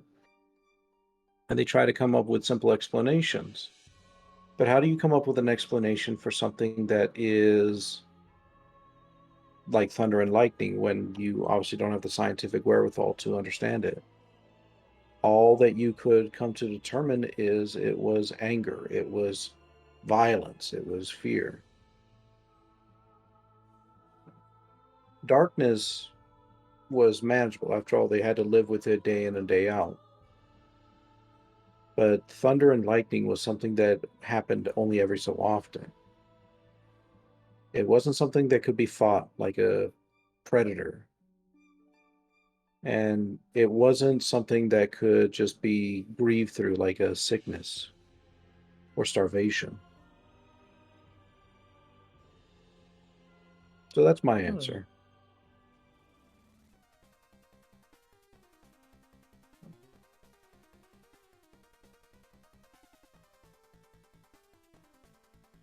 Yeah, I would have thought it more something like disease. And just you suddenly get sick and die. There's no explanation nor reasoning. Sometimes you might trace it down to a specific event, but otherwise it's just it strikes at any moment for any reason whatsoever. But that is also an equally valid way to put it.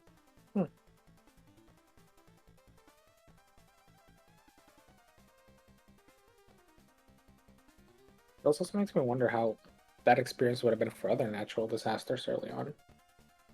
Like early humans seeing a tornado or a flood. Those, natural events that just happen at times. Why do you think they prescribed gods, angry gods, to a lot of their events of the world? Yeah. Made a lot more sense now. Mm-hmm. In fact, the Greek gods were half of them just weather natural things. God of lightning. Yeah, it was their attempt at making sense of the unsensible.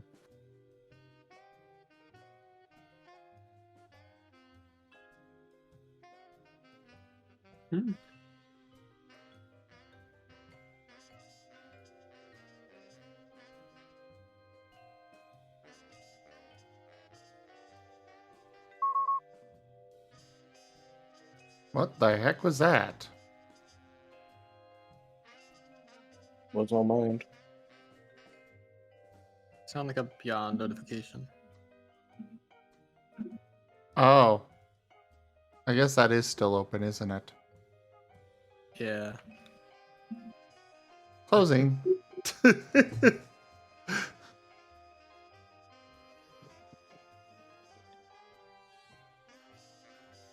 You once heard that people way back when believed that tornadoes were God's finger scraping the earth? Huh? They believed a lot of interesting things in the past. I mean, even today, some people believe crazy things. Like that the earth is flat. Yeah. People believe what they want to believe. That's why my job isn't trying to get them to believe something else. My job is just simply to make sure that they're okay. Yeah, there's no real easy answer for people to change beliefs. Apparently that's really hard. Well, in a way it is, and in a way it isn't. To get somebody to change their mind just simply requires them to make the decision, not you. So there are some psychological tricks you can use to help influence the likelihood that they'll make that decision. But ultimately, that's where it lies. If they don't make the decision, then why would they ever want to change their mind? You could introduce as many, what do they call it? Not brain fights. I forget the term. But you can introduce as many uncomfortable situations as you want, or arguments, or whatever, but ultimately it is just up to the individual. Hmm.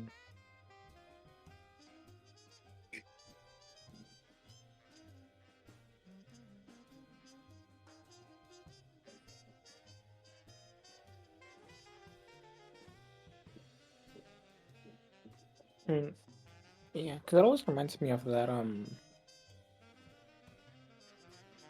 remember there was a study conducted where they tried to get parents to believe in vaccines as being an effective form of medication, and Hmm. they exposed them to various different forms to try to influence that, and they could not get them to stop believing in. By the end of the study, they were even more staunchly against vaccines. Well, exactly.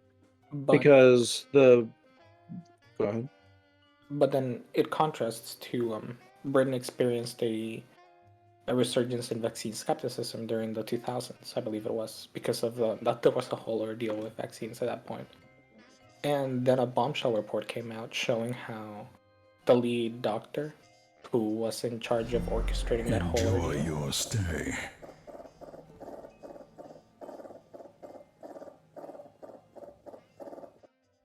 Aki, thank you very much for that follow. Welcome. but yeah, like the doctor responsible for that whole thing, they basically showed that he was a fraud. And people, like, after a whole investigative committee revealed almost all the truth to the public, there was it went the other way. People started believing again. Not entirely, unfortunately. I mean, you're right to a certain extent. But unfortunately, when it comes to people grasping at straws, they'll take any little moldy straw they can. And oftentimes, time and time again, I see people who reference that exact report made by that doctor. And you can tell them that, oh, he was discredited, oh, he falsified the data. It doesn't matter to them. It's official enough. Then they can make all the excuses they want. But that's one of the reasons why it's so dangerous to falsify or to mess up on scientific reports. That's why we have peer reviews, because it's so easy to mislead the public in any which way direction you want with those official reports. We are still, even what is it, decades later, still having the ramifications because of one falsified report by one doctor. Mm-hmm.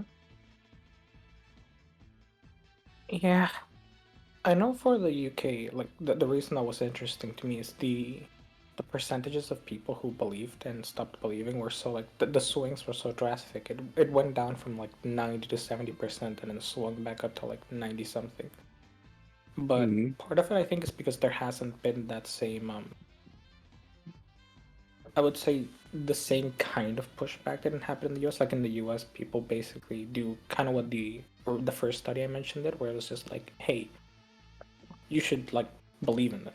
Here, have Yeah. all the evidence why you should do it. I'm saying I'm right and you're wrong. Whereas for the British, the reason I found it interesting, and I remember that report pointed it out, was that they never really told people like, hey, go do it again. This is the right way. They said nothing really there. They just went like, all right, this dude is wrong, and that's it. They didn't tell people you are wrong. People just kind of came to the natural conclusion that, that guy was wrong. Okay, I might be wrong. Maybe. I don't know. I'd So, have to look at the numbers. Actor Howls, I agree with you about a lot of those mythological creatures having existed in some form. Like you mentioned, dragons, like, yes, people can come up with these fanciful designs, but for them to be so prolific in so many cultures like dragons, I very much believe that something existed at some point that Well, well,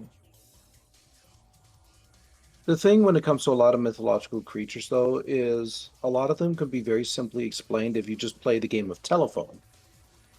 Ergo, Yeah. somebody said this, and it goes from the original concept all the way down the line into something completely fanciful.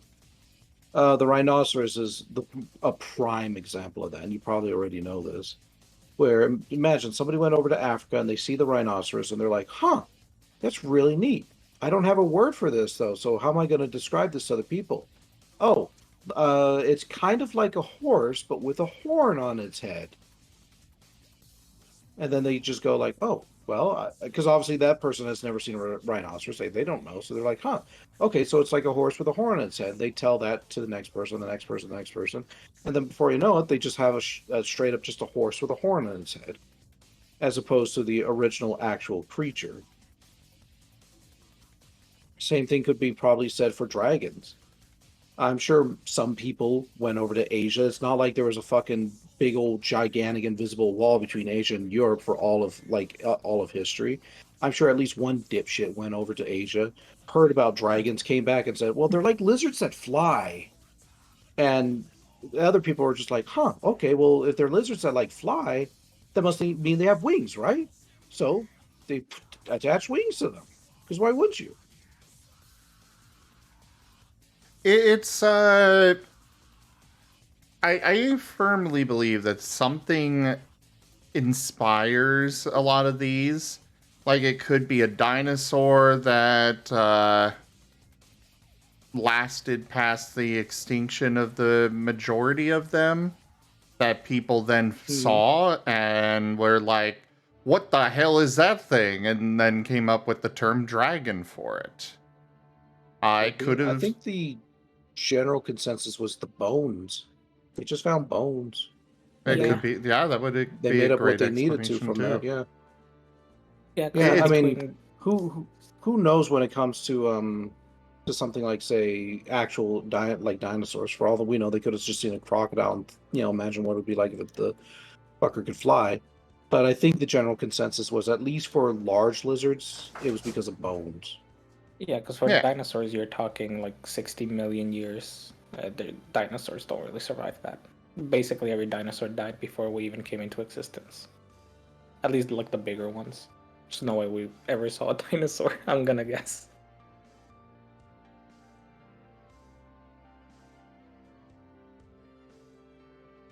Yeah. Then after a while, these kind of things just take a life of their own. They enter into the public consciousness, and that's the end of that. And actually, you hit on a really interesting point because for a lot of history, there was a lot of transport between Asia and Europe. They're much more interconnected in history than we give them any credit. Oh yeah. The Middle East was if a mythological creature ever appeared in the Middle East, you saw it in Europe and in Asia. Like there's no question, it got spread everywhere.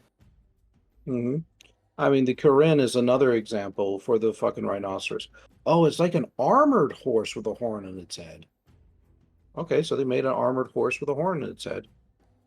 There's no way that that these kind of things are coincidental. More than likely, it's because people got the same information and they just translated it in two different ways, i.e., they play telephone.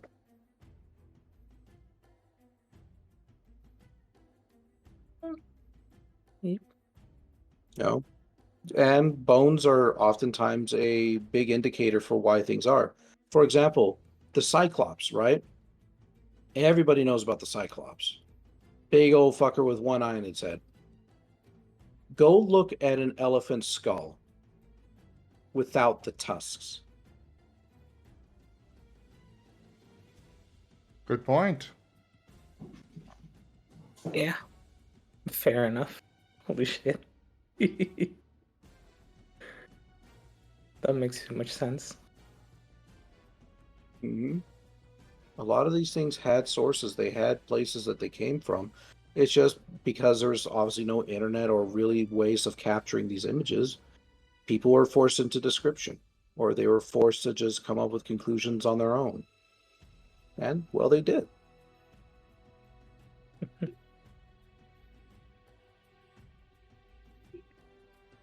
Actually, just a quick comment. Because actor House raised a good one. How do you get griffins? Lions are very, very popular as symbols of strength, as being dominant predators. So were birds. Put them together, not even within like a creature, just together as symbolism. And then they adopt a mythology of their own. They've been used since very ancient times as well, as exactly that symbolism. Put them together. If I remember, I think it was the Egyptians were some of the first that ever did it. Oh, yeah, because you sure as hell didn't ever see anybody walking around with a fucking bird's head. Well, for those, for things like werewolves and other such creatures like those, you know, the half human, half animal, whatever. Those I personally believe may have, like, it could be just somebody sticking them together and being like, yeah, that's cool. Or it could also be that, because, like, a lot of ancient, more tribal civilizations, primarily in more Central America, but they did it all over the world where they would wear the skins of animals. And perhaps some farmer just saw like a barbarian or Viking or something wandering around at night and was like, guys, there's a humanoid wolf out in the woods. Thus, werewolves were born. Yeah. And again, we see another example of the telephone game. Yeah. I will say, though, when it comes to griffins, I mean, more than likely, because humanity then is pretty similar to the humanity of now. There's not actually that much of a difference. Like, and we certainly didn't evolve into like these great, fantastic beings in the course of only a few thousand years. The humans of the yesteryear, well, they liked shit too. They liked their memes. They loved creativity. Some fucker just came up with like, hey, you know, what if I mix a fucking, you know, the best qualities of a bird and a lion together? And people are just like, holy shit, that's pretty cool, bruh. And they just all ran with it. I mean, fuck. I remember ancient Egyptian depictions of the griffin had them breathing fire. Like, I don't know where you get that in nature, but fire-breathing griffin.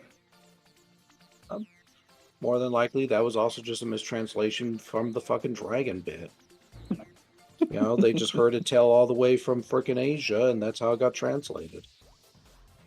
Also, to be fair, one of the reasons we have so much, one of the reasons legends get spread across so much across different cultures is because we all tend to come from, like, a lot of our cultural mythologies and legends tend to come from very similar places. Like, you have to remember, even 1,000 years ago, we still had very connected cultures and societies, not between individual people. Like, an individual person in Europe wouldn't know someone in China. But, like, Chinese cultural artifacts, mythologies, stories, all of that got spread across the world. So mythologies in China got sent to Europe. You had ceramics, plates, vases, a lot of that carried art. A lot of stories got carried along. And the opposite was true, Europe to China. And we all come from the Middle East, basically. Like, that was the original center of civilization. Yeah. I will say, if anybody wants any proof into what it is that I'm saying, take a look at where cultures of trade occurred.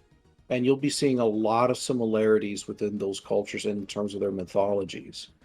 However, if you come across any cultures that were outside of general trade, you saw that they tended to develop very independent mythologies. For example, the Irishmen, they came up with a mythology all on their own. I don't believe they really had much in the way of, like, say, dragons or anything of that sort. Or maybe they did, but it was like light flavoring. They were able to come up with their own stuff that you don't really see replicated elsewhere. So, Sirio, I'm not saying that all of them are, you know, based on some kind of observation. Like, yes, like I said earlier, people can just come up with these things. Like I've done with the Marceps. But even the Marceps are drawn from a few different inspirations to them. There's a little bit of Marten in there, some raptors, some bat. I drew inspiration from many different animals. Uh, there was a list of like when I was originally doing it, I was like, we're gonna take a bit of this, a bit of that, a bit of that, a bit of that, a bit of that. There was a very long list for the original concept stuff for the Marcep. Before I refined it a bit more and brought it into what they are now. Well, I thank you for the follow, Cade Bug. Much appreciated. Welcome to the Rygonian community, and I hope you enjoy your stay. And also, really quick, just to add on to it before I forget, what's up, Rygon said? Mesoamerican religions and mythologies, like whether it be Nahuatl or Mayan, they are really weird if you look a lot into them. And you're going to see a lot of big differences between what you would see for a more European-esque religion, or, you know, if you're trying to compare Egyptian or Greek. Mm-hmm. And that's because they literally were like separated entirely. There was barely any communication up until basically the Spanish arrived. And even then we see a little bit of we see it through the Spanish lens of analysis and through our modern analysis, so we don't get as much of the original view as we would for other older pantheons and religions, particularly because a lot of it was destroyed. But you go look at it and it's like, okay, cool. Well, I remember one of the myths of creation that I read was that we were, like, humanity was fashioned from mud and maize. And then the gods originally destroyed one of those forms because they had no soul, and then they created the other one from mud, and creating it from the earth was what gave it the soul. And, like, it's really weird. You're not really gonna hear something like that. But part of the reason it's weird is because, well, maize was their staple crop. You didn't have, Jesus and bread or fish, because that wasn't what they dealt with. It's an entirely different crop. Mud? I mean, the fuck? Mud? But yeah, that's what they used to build all the homes. Right? But shit, I'm pretty sure even the Bible fucking says we're made out of mud, more or less. Actually, funnily enough, it depends on the translation. Most often, it's referred to as clay. Oh shit, like there's such a difference. Well, the main reason they do it is because clay is more plentiful in areas like Egypt or the Middle East, whereas clay was more useful. Mud is what they got in Mesoamerica because it was a lot rainier, and, well, dirt became mud. And that's what they used to build their first homes before they went on to build pyramids. Mm-hmm. Or dust, yeah, Syrio. You're going to see a lot of similarities, but even then you're going to see very interesting regional differences, even in the animals they portray, because, well, they have different animals. Mm-hmm. That's why you don't really get dragons in Mesoamerican religions, because they never communicated that much with the rest of the world. Or why you don't see griffins. And I mean, I think that drives forward my point that when you saw those isolated cultures that weren't really part of that European, Middle East, Asian center of trade, you saw different mythologies pop up. You saw different worldviews and mythological creatures. Mm-hmm. That's not to say you didn't see some similarities. I'm sure they fucking over in America dug up a couple of like big skeletons every now and again, and they're like, huh, okay, that's probably something. Like the fucking Quetzalcoatl, the feathered snake. I mean, he had to have come from somewhere. Could have been he was envisioned as part of, seeing some dragon bones, or maybe it was just some dude doing a griffin and just sticking two of the best qualities together. And it just kind of ran with it. Mm-hmm. Yeah. I do think a lot of our view is colored a lot by the Eurasian, Middle Eastern mythos, precisely for that reason. It's the most dominant one. Mm-hmm. Yeah, I love looking at different other weird, isolated religions and the things they came up with. Mesoamerican is my latest fascination. I've been having a blast looking at all of them. Like, winged serpents is so close to basically being the idea of the Chinese dragon, but it doesn't come close in the depiction. Even the arts are so insanely different. Like, Yeah, here, have a winged serpent. It has legs. Hmm? Hold up. Yeah. And if you're looking into some of those, do be careful because you can very easily see art that is driven by what we think they should look like and not what they originally wrote that it should look like. So you gotta always be careful with that because when you're looking at the interpretations, we change it from what they intended it to be seen as to fit our preconception and our narratives and myths. Oh yeah. Well, I mean, that's something that everyone should keep in mind is that whenever you're viewing any kind of mythology or religious text or historical document or whatever, you always have to view it within the context of both the culture and the time it took place. I mean, the Bible is always a really good example of something like that, where, for example, you're not allowed to wear a fabric, like two different fabrics on your body or whatever.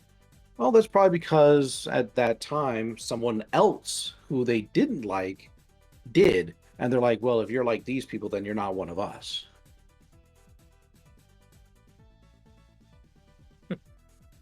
But nowadays, obviously, a ruling like that is kind of ridiculous because, well, everybody wears fabrics of two cloths. It's just kind of how life is. Mm-hmm. And even like the interpretations are so funny. Like, what is the commonly depicted view of an angel versus biblically accurate angel? Mm-hmm. Also, I Yeah, love how not to stray too far into religion for obvious reasons, but I mean, yeah, you have to view everything within their context. If you don't, then you're doing yourself and the thing you're trying to interpret a disservice. Mhm. Also comment, but I love how like we jump started the Sims chat by talking like furries talking about mythological creatures. Time frame. Uh, don't. I would recommend that you not speak in such definites on that because the idea of the Wendigo is different from one story to the next. It's the same with all things of mythology. Some Oh, places put the, some cultures put the Wendigo as being a creature that was, they put it as a creature that was basically a, God, my brain died. Basically a cannibal that ate their friends on a cold night. Others call it a spirit, and it's a large amount of varied stories about well, what the Wendigo is. I'm if you sorry, actually Chris. look at the Wendigo is actually undergoing a telephone of itself right now. Because Yeah. I believe the original myth actually was one very specific tribe, and a Wendigo can only be created in one very specific way, i.e., an individual within that tribe eating other individuals within that tribe. Essentially, a betrayal of the tribe. They become like outcasts or a monster. And but don't take my word on that. It's been a while since I've read the original reports on it. But nowadays, we prescribe the Wendigo as being far more widespread in its conception than it actually is. You know, you see it in in modern culture all over the place. Like, for example, that what was it, Until Dawn video game series. Mm-hmm. Sorry, really quick. Christoph's killed me. Old peeps made good fanfics, keck. Yeah. Hey, Old, you had to old. entertain yourself somehow. But yeah, I mean, there's literally a telephone game right now. It's the Sims chat about what the Wendigo is. Hmm.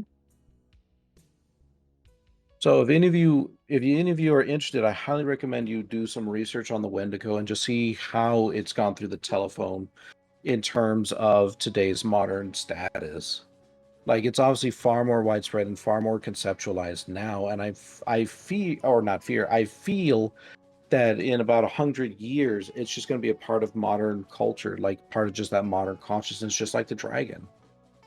even though it came from one very specific place as a conception.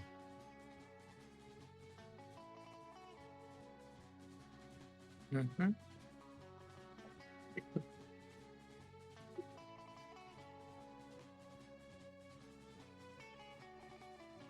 But not to shut you down though, Zim, because you were right as well.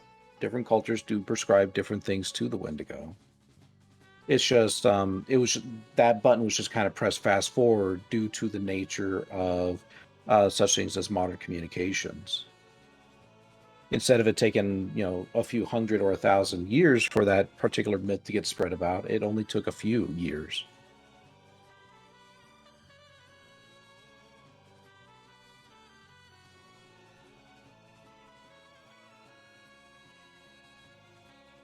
And I can't wait in like 50 years. We're already going to be seeing so many different creatures brought from obscurity and just forwarded into the furry community by random media that deals with them. Well, yeah. Maybe, maybe in 1,000 yeah, I years, mean, other Pokemon will be mythological creatures. very well could be.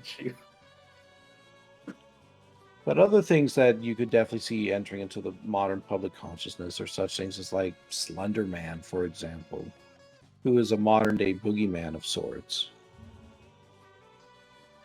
I could easily see him becoming like the next Baba Yaga.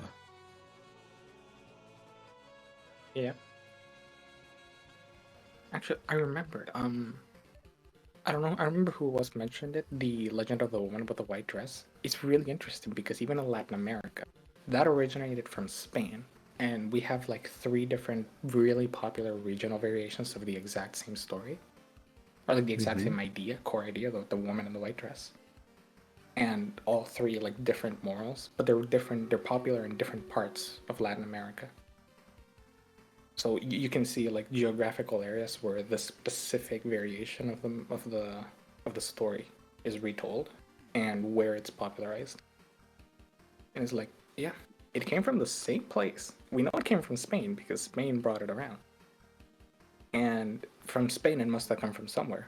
But I just know that same story, core idea, different interpretation, different names even.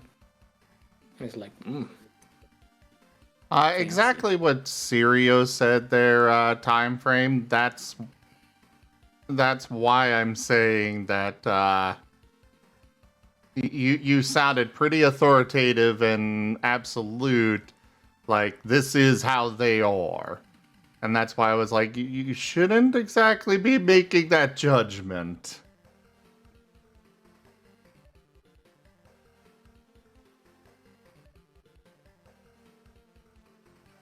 I cast Judgment.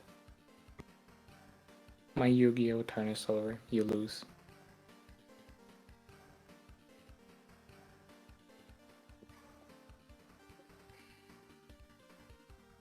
And yeah, I'm just saying I can't wait until like 1,000 years when people start looking for Charizard skeletons.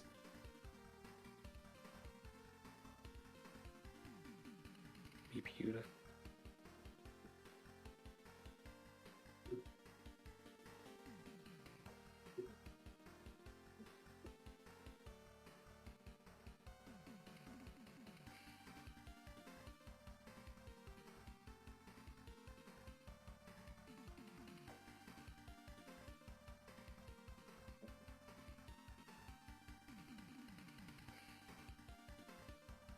I kind of wish more ancient cultures had really survived intact.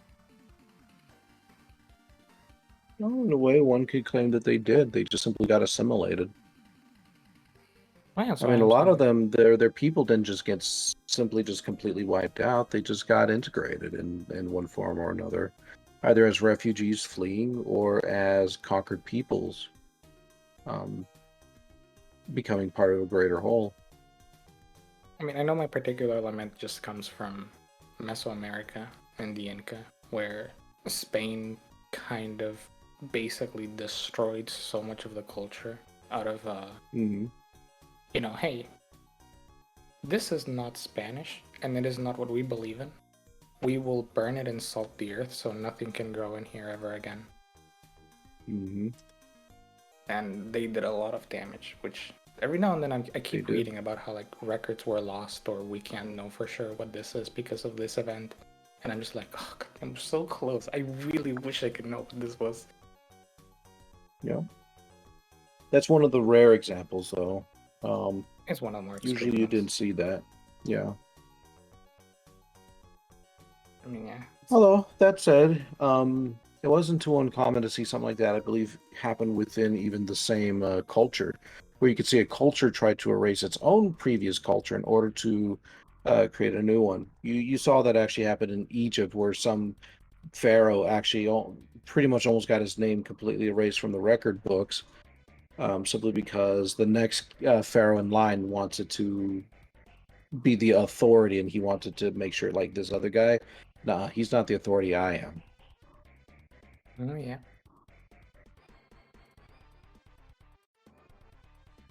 Egypt is a fun one too, because Egypt has like 3 different distinct ancient eras of like vast cultural and economic changes. It's Catch you great. later, Corbin. Have a good one. Good night, Corbin.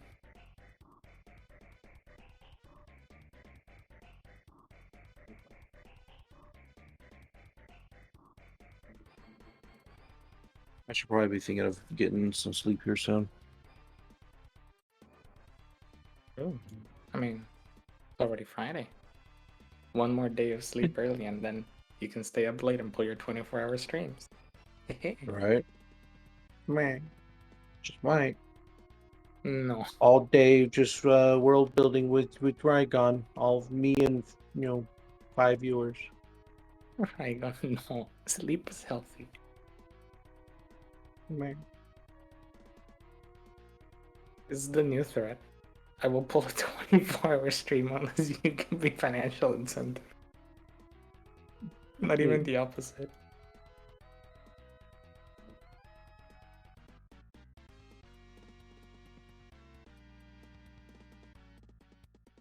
But I'll stay up for a tad bit longer, but then I do need some sleep.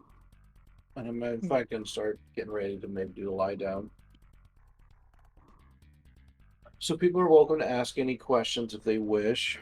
I'll do my best to answer them. But everybody do remember, we're not authorities on any of this stuff. Do your own research. Look at the experts. And I'm talking about verified experts. I'm not talking about Joe Schmo who, has one article in one place or one YouTube video and that just happens to be popular. There are people who do some very serious research even on mythologies. Listen to them. They know what they're talking about. Listen to, I would caution and say listen to them with a grain of salt. Well, what I mean is listen to them more than fucking Joe Schmo. Yeah. Of course, you're always welcome to come to your own conclusions, but at the very least, you can probably bet that the evidence being presented to you is more legitimate than in other cases, or at the very least, it's been more thoroughly vetted. And if you really want to go through it, usually those who publish good stuff will provide backup to their evidence. You'll be able to go into the research article and see what proof they used. Yeah, exactly. Welcome back. Your steadfast loyalty is greatly appreciated. Anyways, him. Fru_Defru I feel just like- resubscribed for 5 months. Fru, thank Go you ahead. so much for that resub and your 5 months of support. I appreciate it so much. And what were you gonna say, Rygon? I say I'm in the mood to answer some questions about refuge if you'd like to ask any, or if any of you would like to ask any. I'm afraid my brain is kind of absorbed with coming up with the various subspecies of Marceps. Sorry.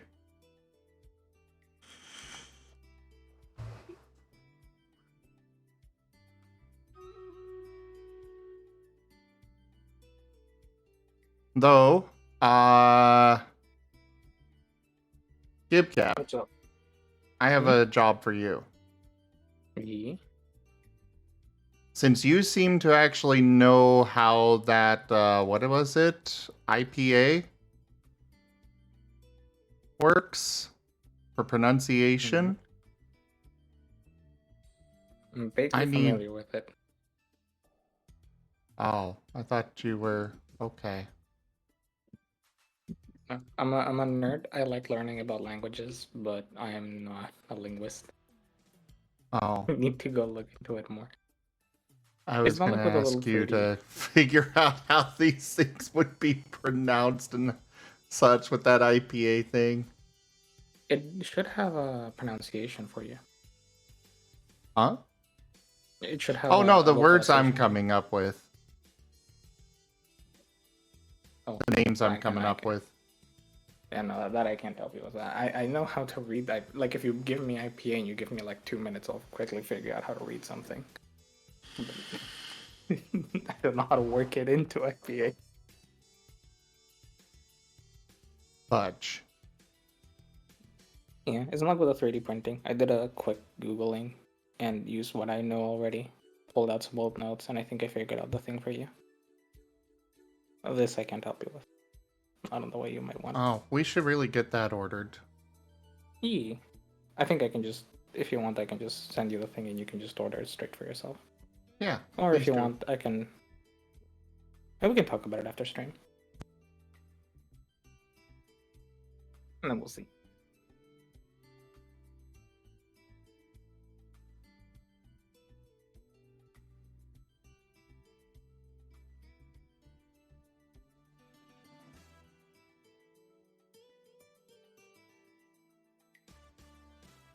Raycon. Actually, I was kind of curious. What's You know how you say that refuge is like a chaotic kind of world? Yeah. How do people orient themselves in refuge? There's a few different ways. The orientation can happen either by going by the actual magnetic field of the region itself. So wherever its north is, you can obviously orient yourself by various different land features a lot. Even though the lands themselves may occasionally change in some form or another, the regions themselves tend to be fairly stable enough that you can orient yourself that way. If you're talking on, say, a more region-wide level, like several regions around you, that is far more difficult. There are a few ways to do it, either through advanced science or magical means, but it's definitely not something that's accessible to most, if, even 1% of the population of refuge. Does that create like broader isolated regions? Like the what's it called for the Hersu? So like, is Hersu an isolated region in of itself from the other ones, or is it How do you like mean? relative? So like you have the one region you've developed with the Hersu, right? Yeah, I have that developed region. Right. Like, is that region sort of on the more isolated from regions surrounded, or do they regularly like communicate, trade?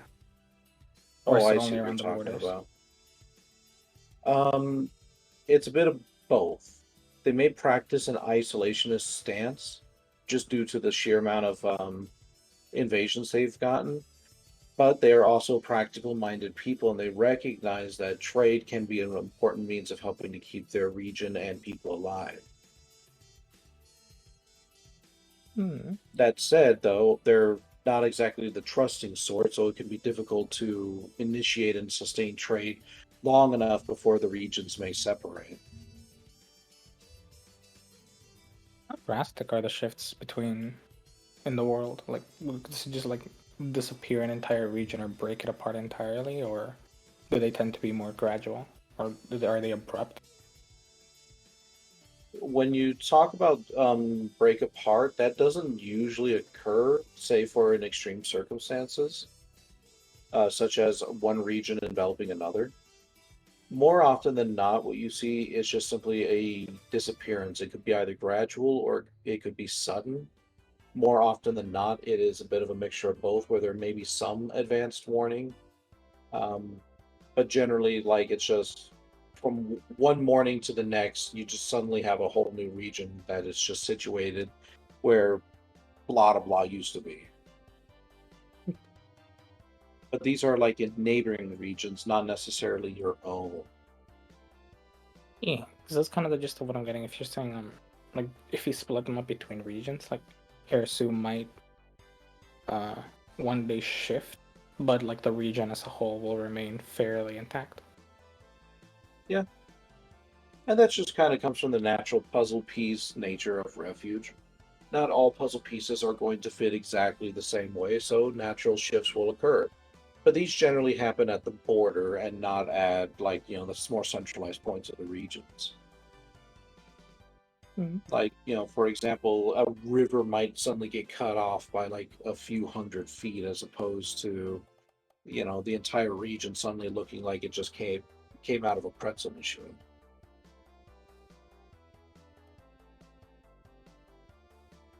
I assume this kind of means you're gonna have more generally smaller nations or civilizations or tribes due to just the sheer spontaneity of a lot of these events. Yes and no. It honestly depends on the region. There are plenty of big regions that have managed to establish some form of permanency, as well as a form of trade and whatnot. It's just that they are the exception, not the rule. Because that's difficult. It's difficult, especially when you are a big target like that, where everyone else is just like, hey, they look like they got stuff, and I like stuff. I imagine what you said, like, oh, suddenly the river gets cut off a few 100 feet, right? If you're a relatively small tribe, you can just quickly move up to the new location where the river is. If you're a settled city with walls and structures that have built up over decades, suddenly the river moving might be enough to like cause you some serious water issues. To an extent, like I said, these generally happen on the borders, not on the centralized points. Centralized points is where you would get the big coalition of places, coalescence of places. Borders. I think you're having a misunderstanding here. When I talk about on the borders, I'm not talking about the borders of Refuge itself. I'm talking about the borders of individual regions. Yeah, that's kind of what I assume. So, like on the borders of the regions is where you would get more of the this kind of chaotic area. Center of the Yeah, region you is where you get would more get of the the more stable. dramatic shifts. And in the That center, said, there is. Go ahead. yeah, and then in the center you get the more stable points. There's like the anchors of the region. Yeah. And then I'm actually glad you brought up the concept of anchors. It is actually possible to create anchors in even in the border areas, thereby preventing more dramatic shifts from occurring. And that occurs by simply just making those areas known. One of the big issues when it comes to refuge is that it operates on it partially operates on a system of forgetting and remembrance. If something is remembered, then it tends to be maintained, whereas if something is forgotten, it tends to be far more able to be shifted. In fact, that's one of the reasons why a lot of these regions, peoples, and whatnot end up falling into refuge, is because they are essentially forgotten by their universe. So, if you make these aspects, even at the borders, remembered in some way, such as establishing guard posts or cities, then they become more resistant to those sudden big shifts than other areas would be. That's why I say centralized points tend to be resistant, because they tend to be the place where people gather and focus, i.e., they remember. Do they tend to do they have to be like widely remembered or just remembered by a large group of people? Generally, they just have to be remembered by a large group of people. And those group of people tend to have to be present. It's not enough to have just a bunch of people think it is in a certain way. It's you have to actually have a group of people who can see it and identify it as being such.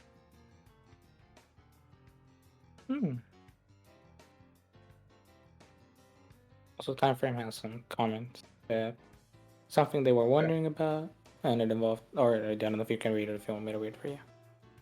I'll go ahead and read it. I'm just kind of standing, pacing with my eyes closed. Yeah, Time Frame was saying that something they were wondering about and how it really involved the world they were creating and how it involves the logic of refuge. The setting is not a very well-known town located somewhere off the eastern coast of America. The town is called Henryson and is located around a lake created by a falling star.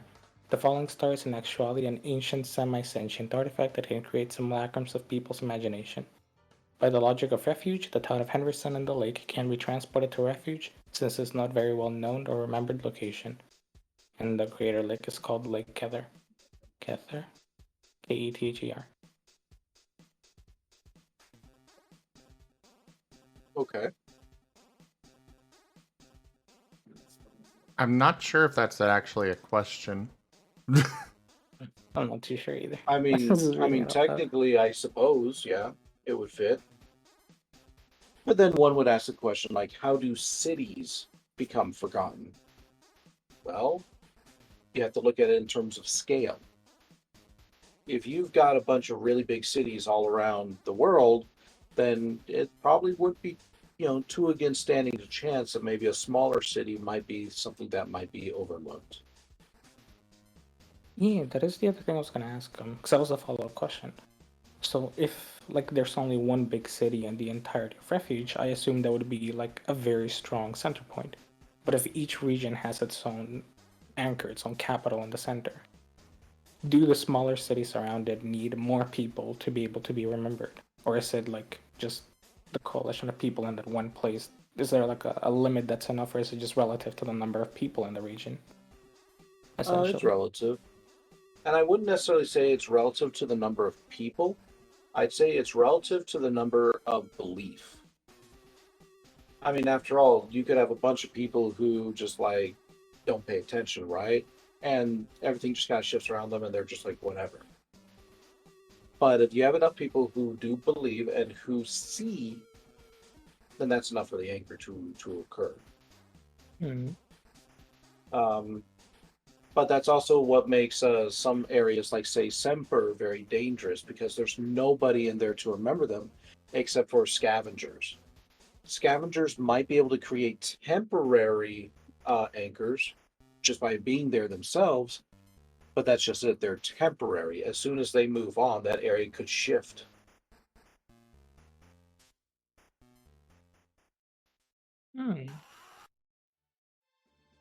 Also, Time Frame asked their question, which was, is it even possible for Henryson to fall into refuge and take the artifact with it? Yeah, it would be possible. There's plenty of artifacts and other magical and scientific effects that have fallen through the universe, or the universes, I should say, into refuge. Actor Howls is asking about Atlantis. Funny enough, we're actually kind of, Rygon and I are collaborating on it's kind of along the lines of Atlantis, but in a kind of a combination between Atlantis and Roanoke. Where there's a region of Marketurn that... so Marketurn is constantly shifting itself, because the tectonic plates are moving around at all times. They're grinding against each other. The rivers and lakes and such are constantly being adjusted in size by the planet itself. And so for them, it's a matter of there is one particular island, a relatively large one, but it was one that got separated by a very large amount of water. With the, with the constantly shifting waterways and such, sailing and such never really developed a huge amount for the Marceps. Like, they have some forms of sailing, but mostly just in the way of small fishing boats and such. Because when you never know whether this river is going to be wide enough to support a shipping boat tomorrow, it's kind of difficult to really justify investing in a giant ship to, ship a bunch of packages downriver, a bunch of boxes and such. So they never got the capability of getting out to this island once it was surrounded by an ocean. And so we're working on a collaboration where basically after flight was invented, their forms of airplanes,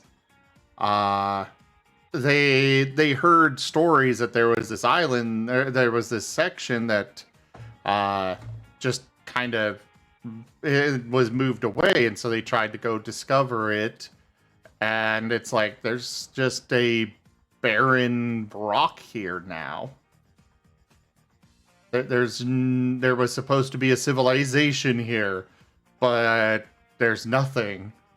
And so for us, we're collaborating where that island, those people there, the wildlife, the nature, everything just kind of fell through into refuge.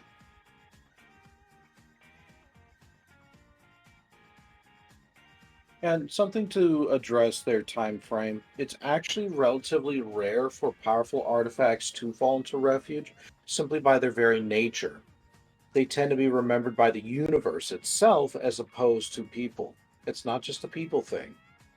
That's why you'll never see a character like, say, Superman go into refuge, because he's simply too memorable on a universal scale. Same thing with gods. You're never going to see gods go into end up in refuge. That's not to say they don't have their influences, but you're never going to see an actual god in there.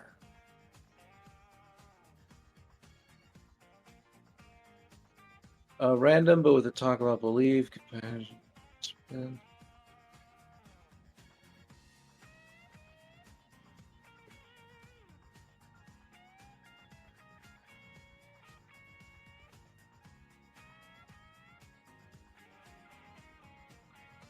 Oh yeah, they could act as small anchors, and you actually see this with something like, say, the Omens, who act as a bit of an anchor for Somber.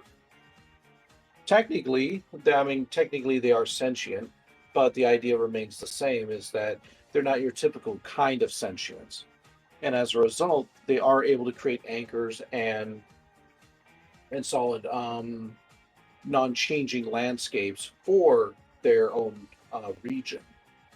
That's not to say the region doesn't undergo change, but that's actually more due to the nature of the region and not due to refuge's effects.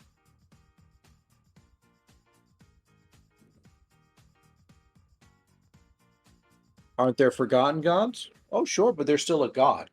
A god, by their very nature, is unforgettable. Sure, you could always go for forgotten gods, but those gods are only forgotten to mortals, not to their universes, not to their own immensity of being of who they are. I mean, gods are people or entities that are capable of creating universes, more or less. It's pretty hard for a universe to essentially forget itself.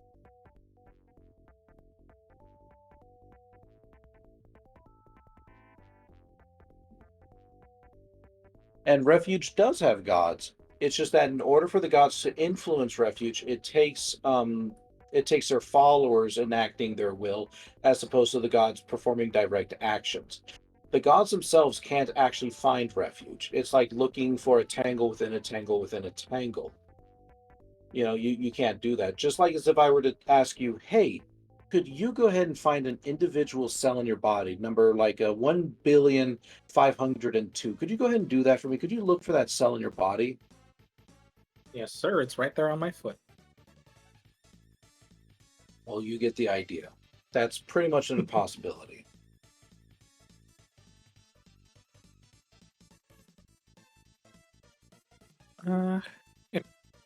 Actually, about a question I had.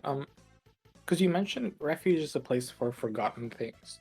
If something was to, for some reason, be remembered in a universe other than refuge, how would that affect it within refuge? It wouldn't. It's like already there. That's it. Yep. Hmm. Things can come in, things don't necessarily go out. That's not to say that that's an impossibility, but just because something is remembered on in the original universe, it doesn't matter. The deed has already been done. You can't unburn the paper. You can't uneat the toast. Just because you remember it was a good sandwich or a really fantastic poem on the paper, like it doesn't matter. I love that example. You can't uneat the toast. I see where your mind is at right now.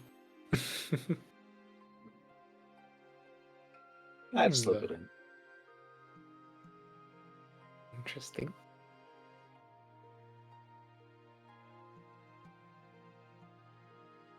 But again, what I'm saying is that it's not impossible. It's just simply highly improbable. So, Sirio, with that, do always remember that different universes handle, they've got their own rules.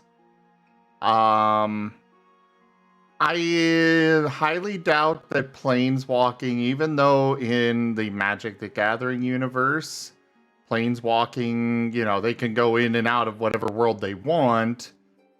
I don't think that would be the same case with Rygon's Refuge. Oh, exactly.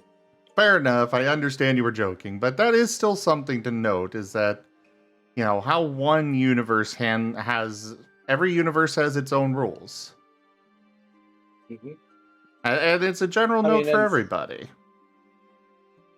And let's say plane walking as that example, right? Oh, well, if refuge is its own universe, why can't they just planeswalk to another universe? Because refuge in and of itself is an infinite universe. It is universes stacked within universes stacked within universes. You can't planeswalk your way out of that, unfortunately, because, frankly, where's the door to get out? There's plenty of doors, don't get me wrong, but which one is the way out? You're saying it's like trying to run to the edge of a Minecraft world.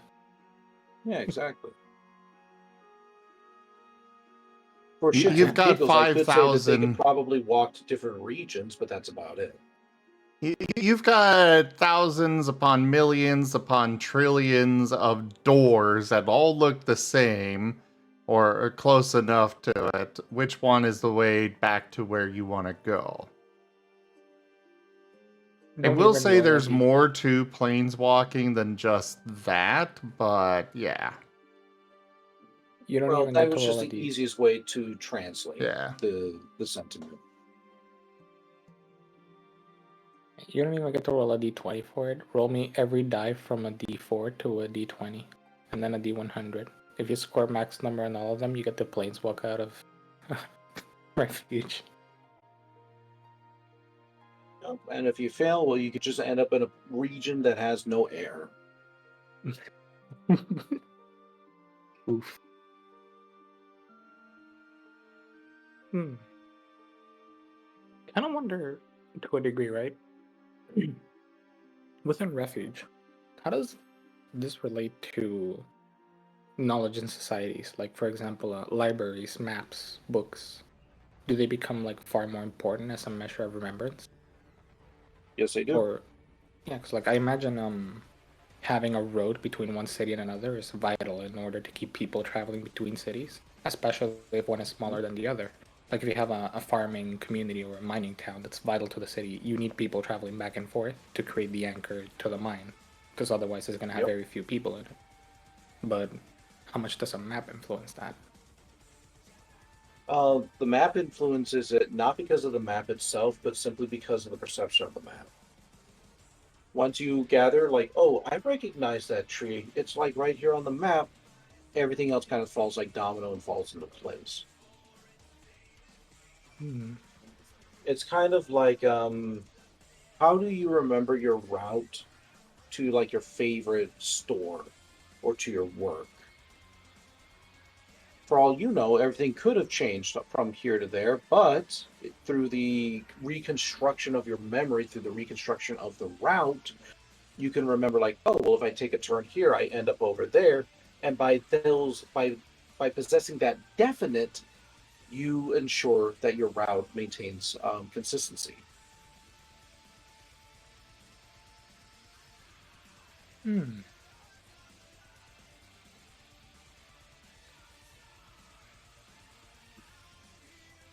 Can you That use said, this? though, something. Go ahead. No, go ahead. Sorry, it's a separate question. I was saying, but that said, though, Refuge itself is a powerful universe, incredibly powerful universe, and even definites can be subject to change if given enough strain.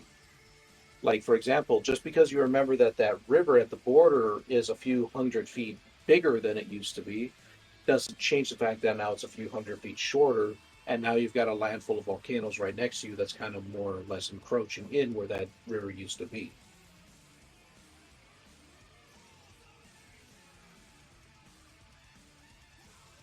And part of the question to that was, how do changes in the perception affect us? So, for example, let's say you have a malicious actor, and this route has trees on the left and a fence on the right.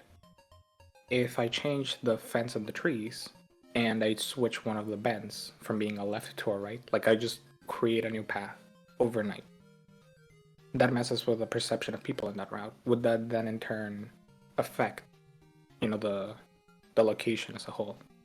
Like, would I, it suddenly disappear the mind because it shouldn't be there because this route is wrong? I think you're prescribing a little bit more malleability to the regions than there actually are.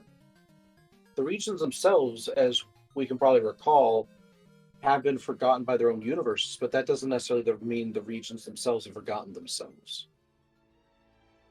The sentients certainly help with anchoring, but the regions themselves are also a part of that process as well. Mhm. I'm not necessarily saying that they're like living, breathing creatures or that they're gods or entities in and of themselves, but just due to their very nature of existing, they can anchor themselves as such. The regions basically remember themselves, and they're their own Yeah, anchors to a degree. yeah, they are their own anchors, and they are just simply more or less helped along with that process. They are solidified along with that process by the sentients and by the creatures and the animals and blah blah blah blah. Kind of Mhm. like math, right? 2 plus 2 equals 4. The universe knows that. We just simply are emphasizing that point when we say 2 plus 2 equals 4. Makes sense.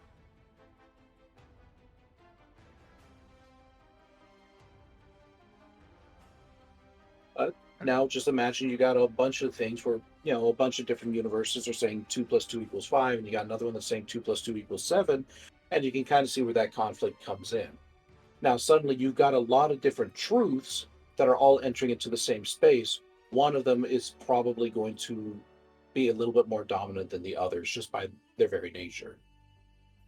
And that's why at the borders you see the most malleability, because it's where Exactly. it becomes blurry which truth is which. Or to a degree, like the region stops being able to tell where exactly it starts and ends. Exactly.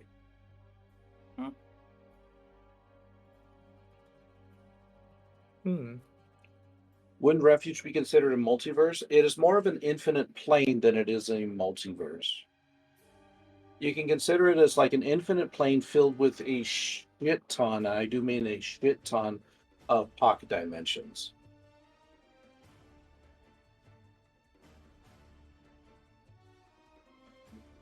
Yeah, that's 747 really is packed to the brim. Get it? Because it's a plane.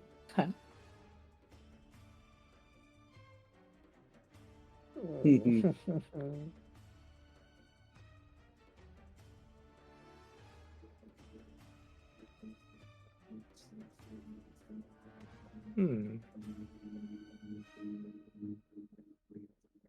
Hello, Fetch.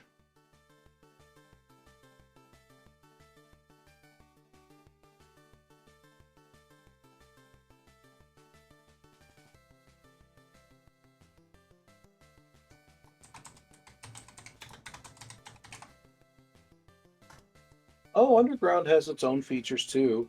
Pressure is a good example of a region that's almost entirely based on underground areas.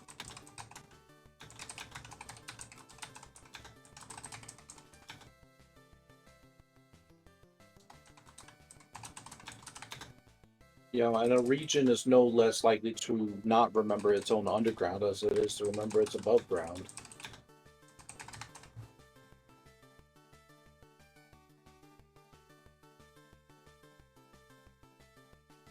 That would be hell. Imagine like a series of snaking tunnels connecting to regions.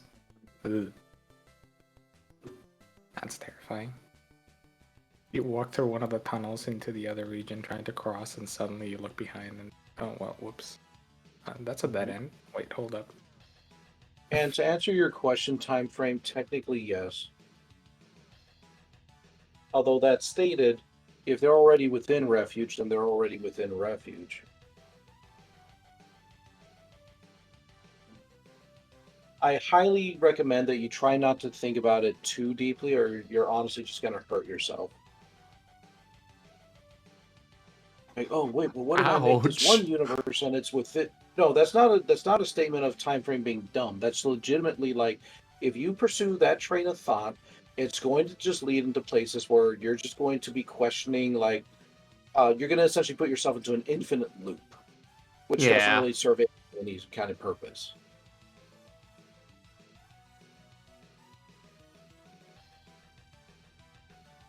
But I think I like this one better. The red was not working for me on the previous one.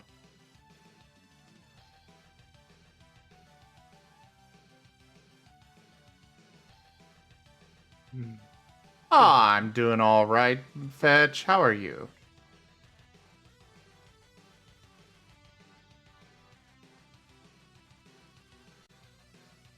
My favorite kind of logic is circular logic because it fits in the square hole. Yeah, right. Yeah. What do you all think? That's my conceptualization, or at least in part of what refuge is. There's more to it than that, but I think that's a pretty good foundation for some of the reasons why it does what it does. Actually, one more question. Sure. Since it's a plane of universes, right? I can Yeah. see ground features, underground, ground, geological formations happening. What about what we would consider space? How does that That's a work in there? that's a great question. And technically that space does exist. After all, there are suns and moons and whatnot in the skies above the regions, but that stated doesn't actually exist. Or if it does exist, is it actually attainable? So, for example, the borders of the regions are still very much a thing. Just because you go up and you try to go to the moon doesn't mean you're not going to eventually hit that border and then suddenly transition into a different space time continuum.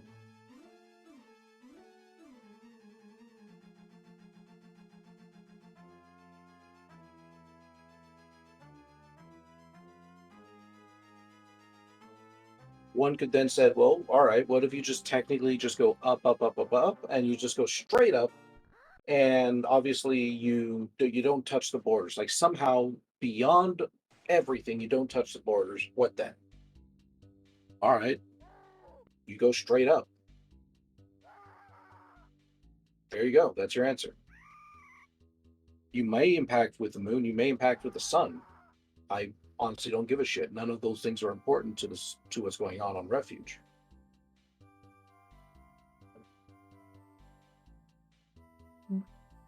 I mean, it wasn't so much about like touching space, so much as how would that affect day, night, moon cycles, that kind of thing across regions?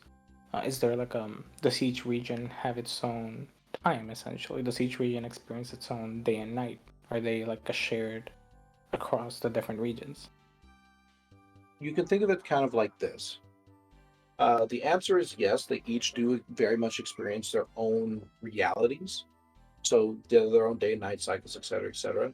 That said, there are things where they can be shared with neighboring regions. So it's possible. It's more likely for two regions to essentially share a sunset at the same time than it is for two very much separated regions. Mm-hmm.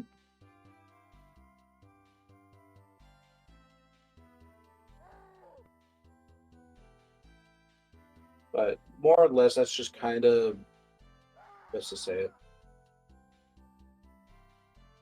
that's more or less due to perception than it is necessarily because that is the rulings, like that has to be how it is because of refuge. Like, I mean, just think about it like this. If you see a sunset happening in one state, it's probably likely that if you were to walk over to the next state, that you're probably going to see a sunset over there too, right? Mm-hmm. It's that kind of concept. I'm not necessarily saying that the perception rules all, but that's the expectation, and ergo, that expectation is more or less kind of met. But again, 2 plus 2 equals 4, 2 plus 2 equals 7. It's entirely possible for two neighboring regions to have completely different day night cycles just due to the simple fact that they may be too different from each other for anything to sync up at all. I feel like the border regions would be cool to see that in. Or you might get at some point to see both of the day-night cycles at the same time. Mm-hmm.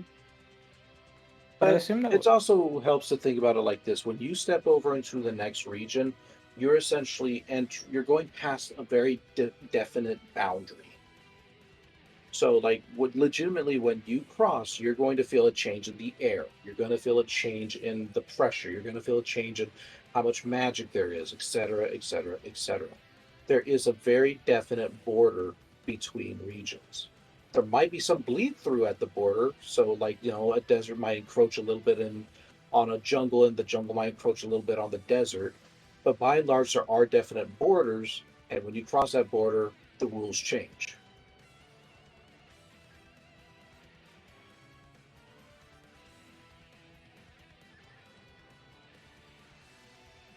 Yeah, because you answered that question I was gonna ask next about like whether there were definitive borders, so it was kind of blurry. Because way That's I kind of conceptualize the border regions from what you described is a bit of a mix and mash of both regions, where they kind of start to like blend into each other a little before like splitting apart more definitively into each other as you get further Mhm. away from the border. Yeah, they experience a blending just the same as they experience that very dramatic shift. Okay, so it's both.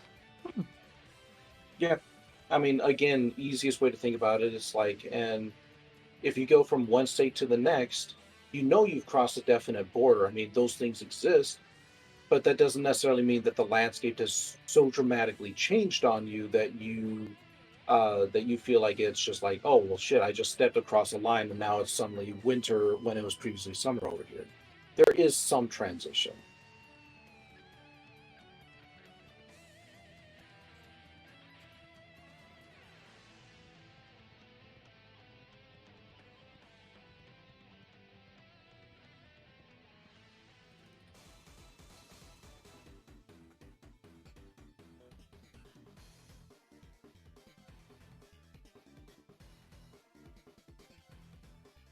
Well, then at that point, Chris Oz, the region itself remembers.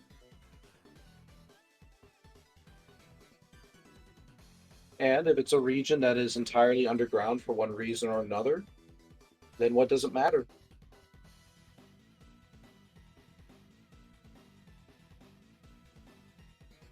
For all you know, there could be just no sun at all.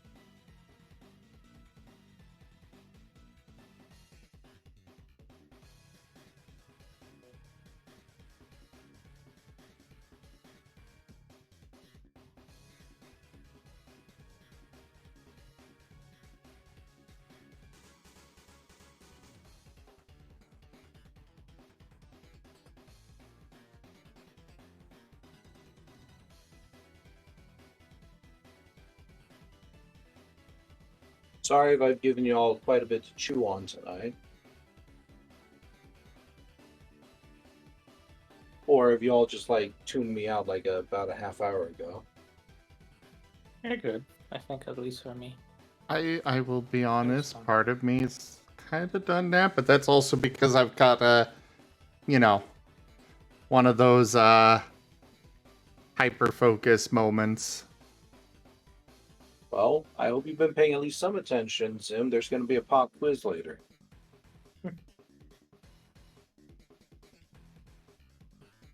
Huh? What? That's okay.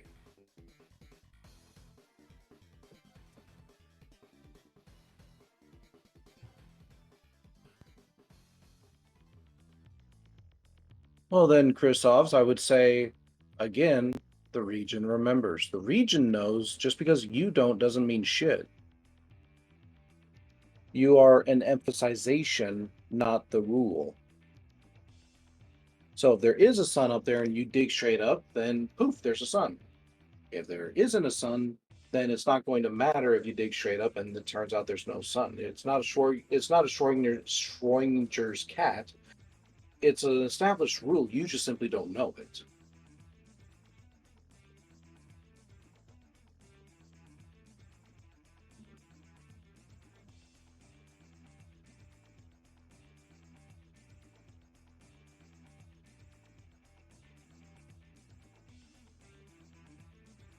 All right, what time is it? It is about 3 o'clock. I should get at least a little bit of rest before I go to work tomorrow.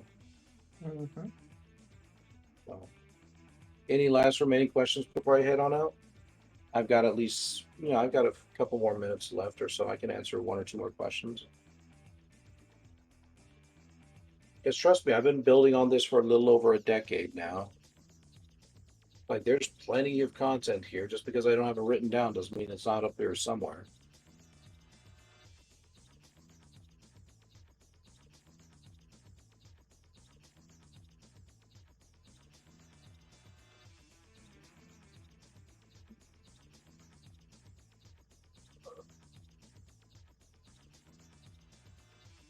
Technically, yes. Although one could also make the argument that Silent Hill is too memorable in their own universe to do so.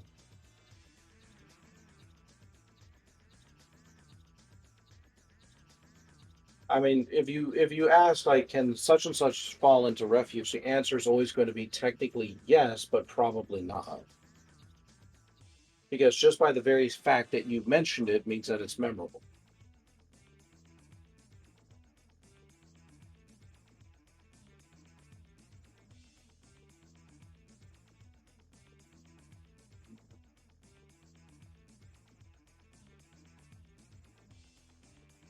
That's why I say such things as like, say, Superman isn't going to exactly go in. He's just too much into the popular consensus.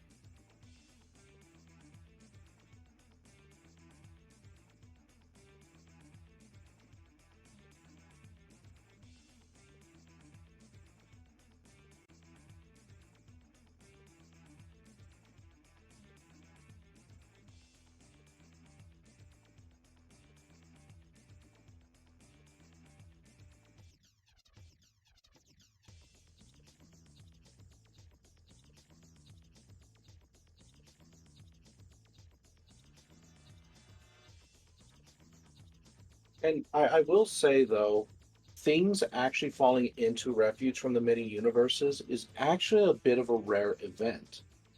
But due to the nature of infinity, well, it tends to be a more or less a bit of a constant flow. What I mean by this is that in order for a drop to happen, generally very specific things have to be in place for it to occur. It's not just one of those things like, oh, suddenly they're just gone, no reason. It's usually because the universe itself, in some way, has aligned itself just right that the drop was allowed to happen. In other words, your car has to align itself correctly to hit that pothole.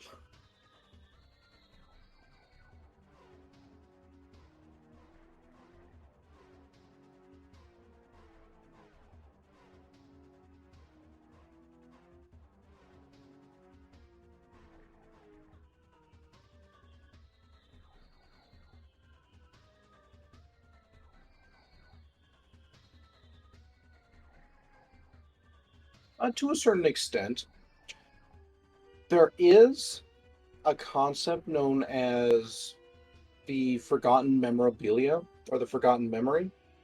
And what that is that if everything is forgotten, then technically nothing is. So that's why you probably aren't going to see a whole lot of, like, say, airless planet regions on Refuge. Because even though they make up a good majority of, like, all of Infinity, there's just simply so many of them that they just are. You know, there's permanency in that kind of forgetfulness.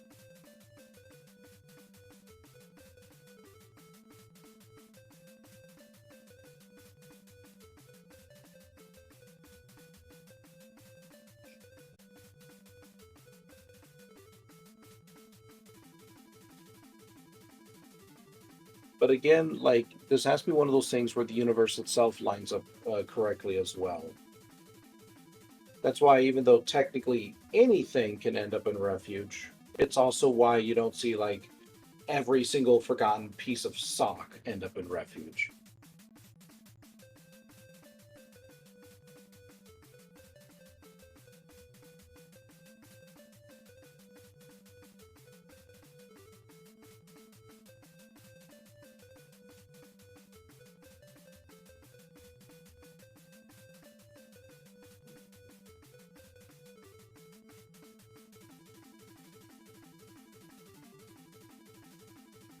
All right.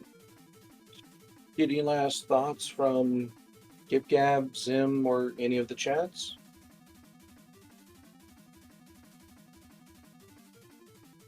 I'm pretty sure Werny's probably asleep. That's the Werny.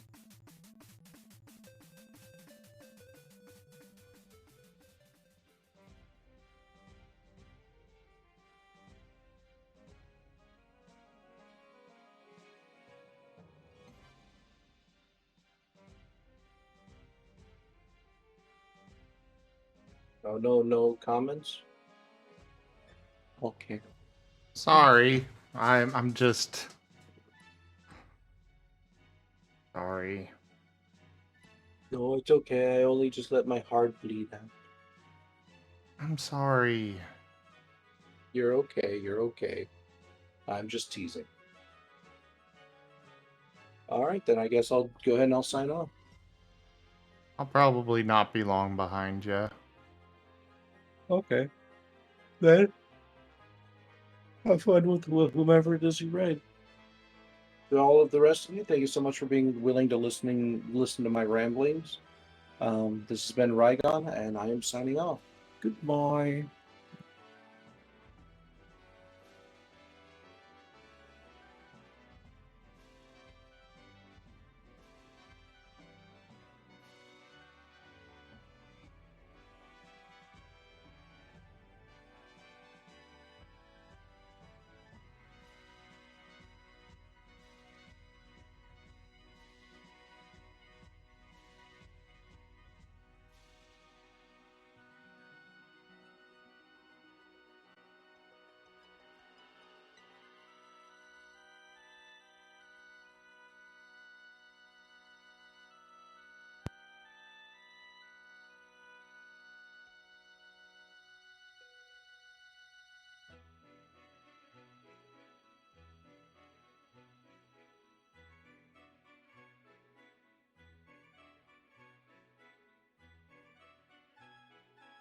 Alright, well, I have several of the different species laid out. Several of the different subspecies, rather.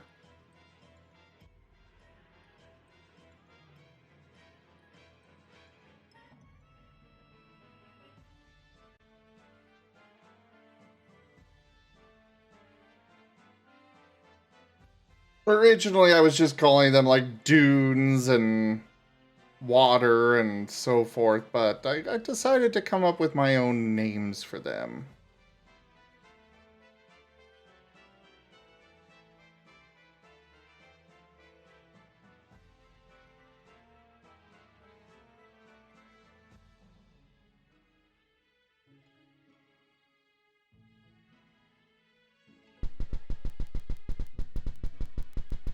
Ow! Why evolution? Why?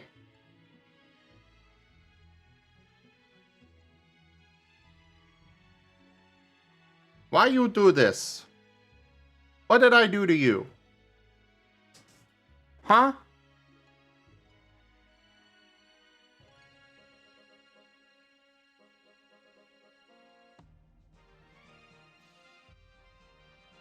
To earn chips? What?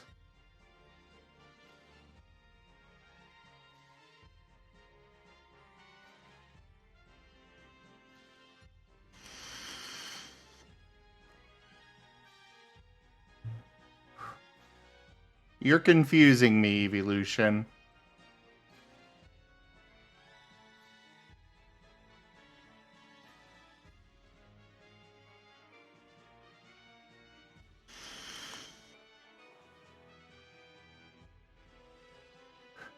Alright, so we have forest, we have desert, we have... Ah, yes, the scrapbook. I could use this. So I want a plains one.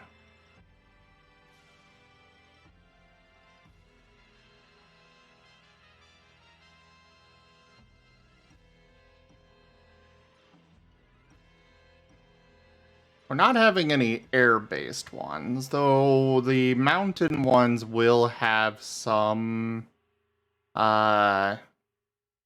gliding ability. They definitely don't have actual flight. Pet the evolution pilot. Pet. Pet. Pet.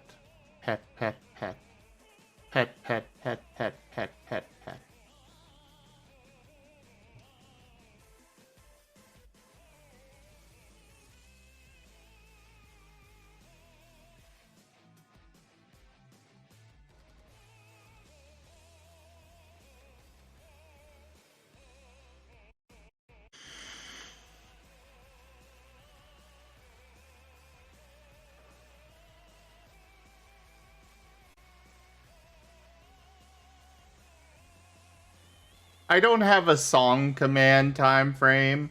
The music station I'm listening to is No Life Radio. This particular song is from Crypt of the Necrodancer. It's apparently called A Hot Mess. I think.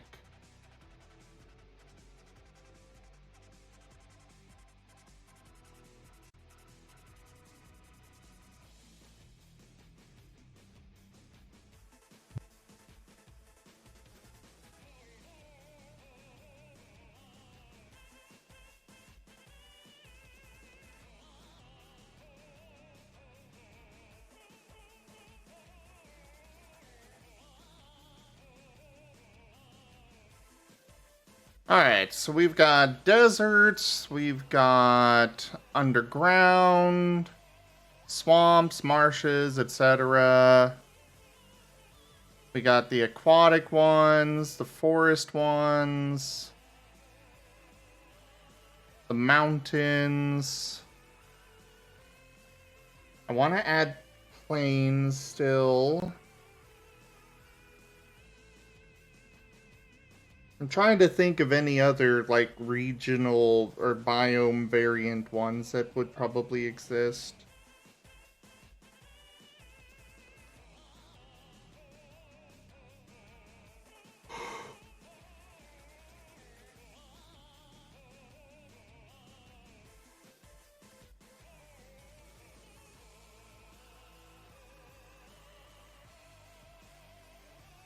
Any ideas from the rest of you? What I might be missing?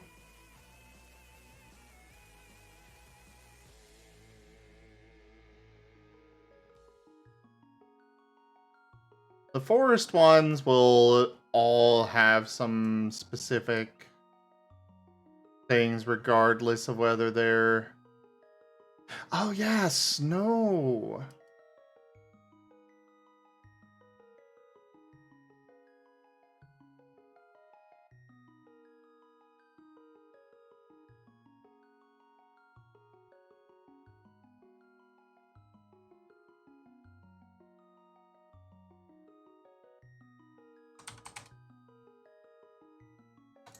We'll go with tundra for that word.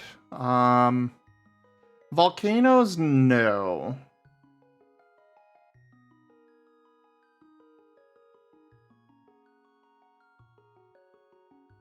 The planet itself would not have volcanoes. Or at least not like the mountainous volcanoes that we have. So tropics won't have very much in the way of variation. They will have some variation, but not in the same way. Canyons, those are part of the mountain ones. They are very similar.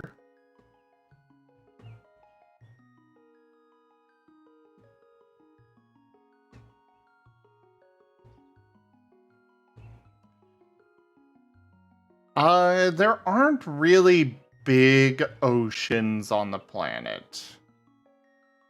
Like, they have a lot of water on the planet, but as far as actual oceans go, the only one that they have is that one that I mentioned earlier, that with the land that got kind of gobbled up by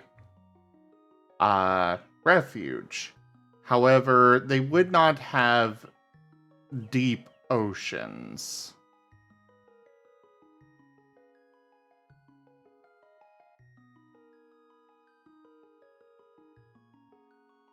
And we already have an aquatic variety of them.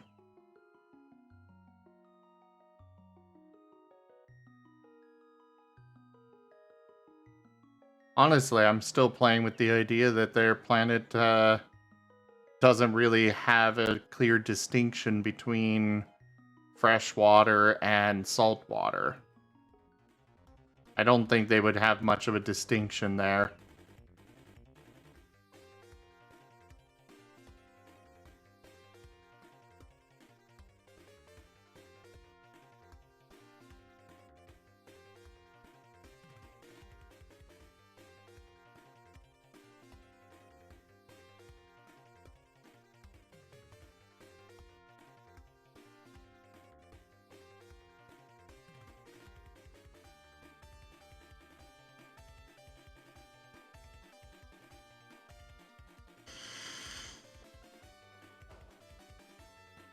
Yeah, their planet doesn't have much of a distinction between salt and freshwater. It's all basically close enough to the same.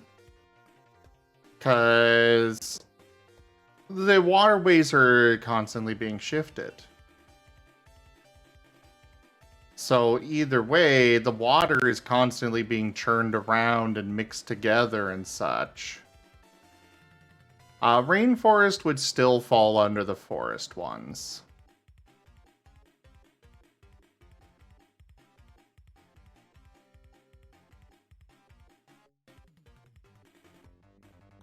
Like, I'm gonna have a specific thing, or a specific part for ones in different climates.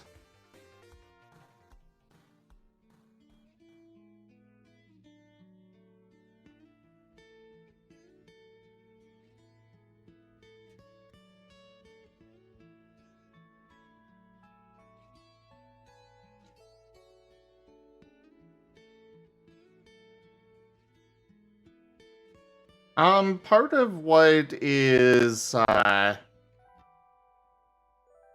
of why the planet has so many quakes is that it's actually in a 2-star system. And it is, the stars themselves are positioned apart from each other. And they kind of make all of the planets in the center go around between them.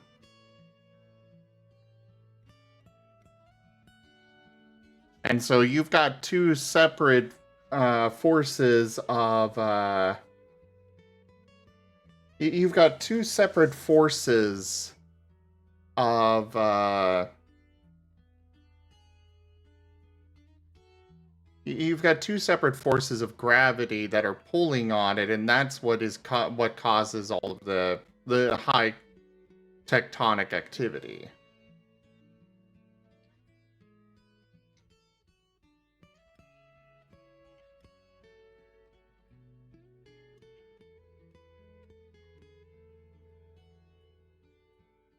Oh yeah, Krisovs.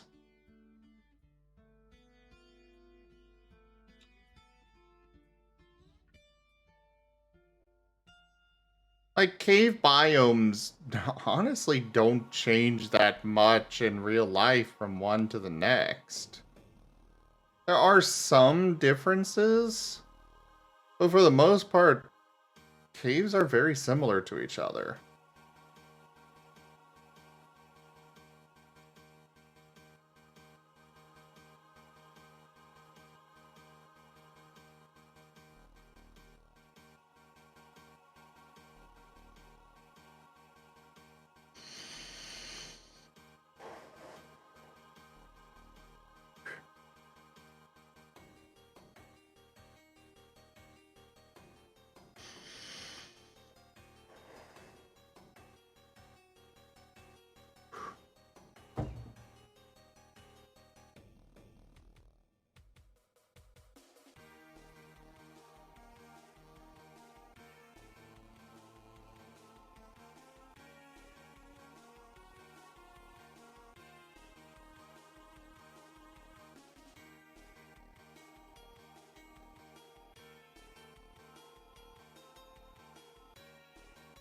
The stratosphere would still be something that would be flying, and none of them are flying.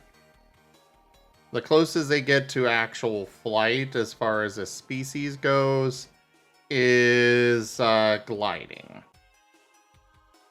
Outside of building planes and such.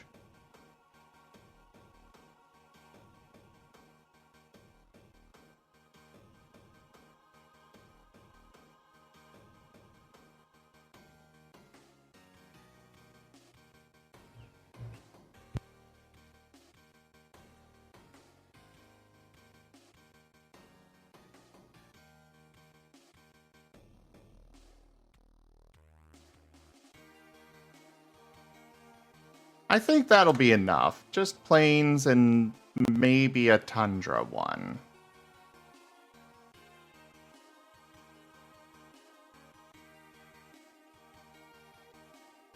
I think I'm good calling it here. Also, I love how Gib-Gab went silent as soon as Rykon left. I just kind of took a little momentary break.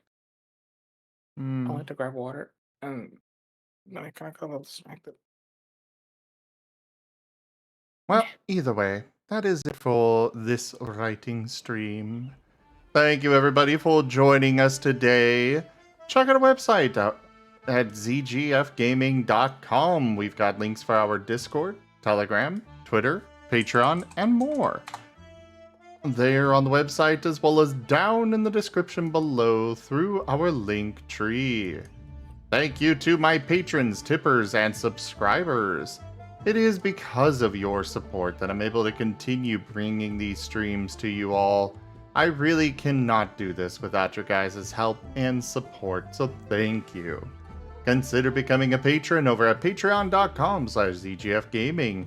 It is one of the best ways to support the channel, though you can also do so by simply sharing the stream around, as well as by grabbing packs through Stream Loots, subscribing to our YouTube, or by just coming by and hanging out while I'm streaming. But for now, thank you all so much for joining, and I bid you the most fondest adieu. Good night.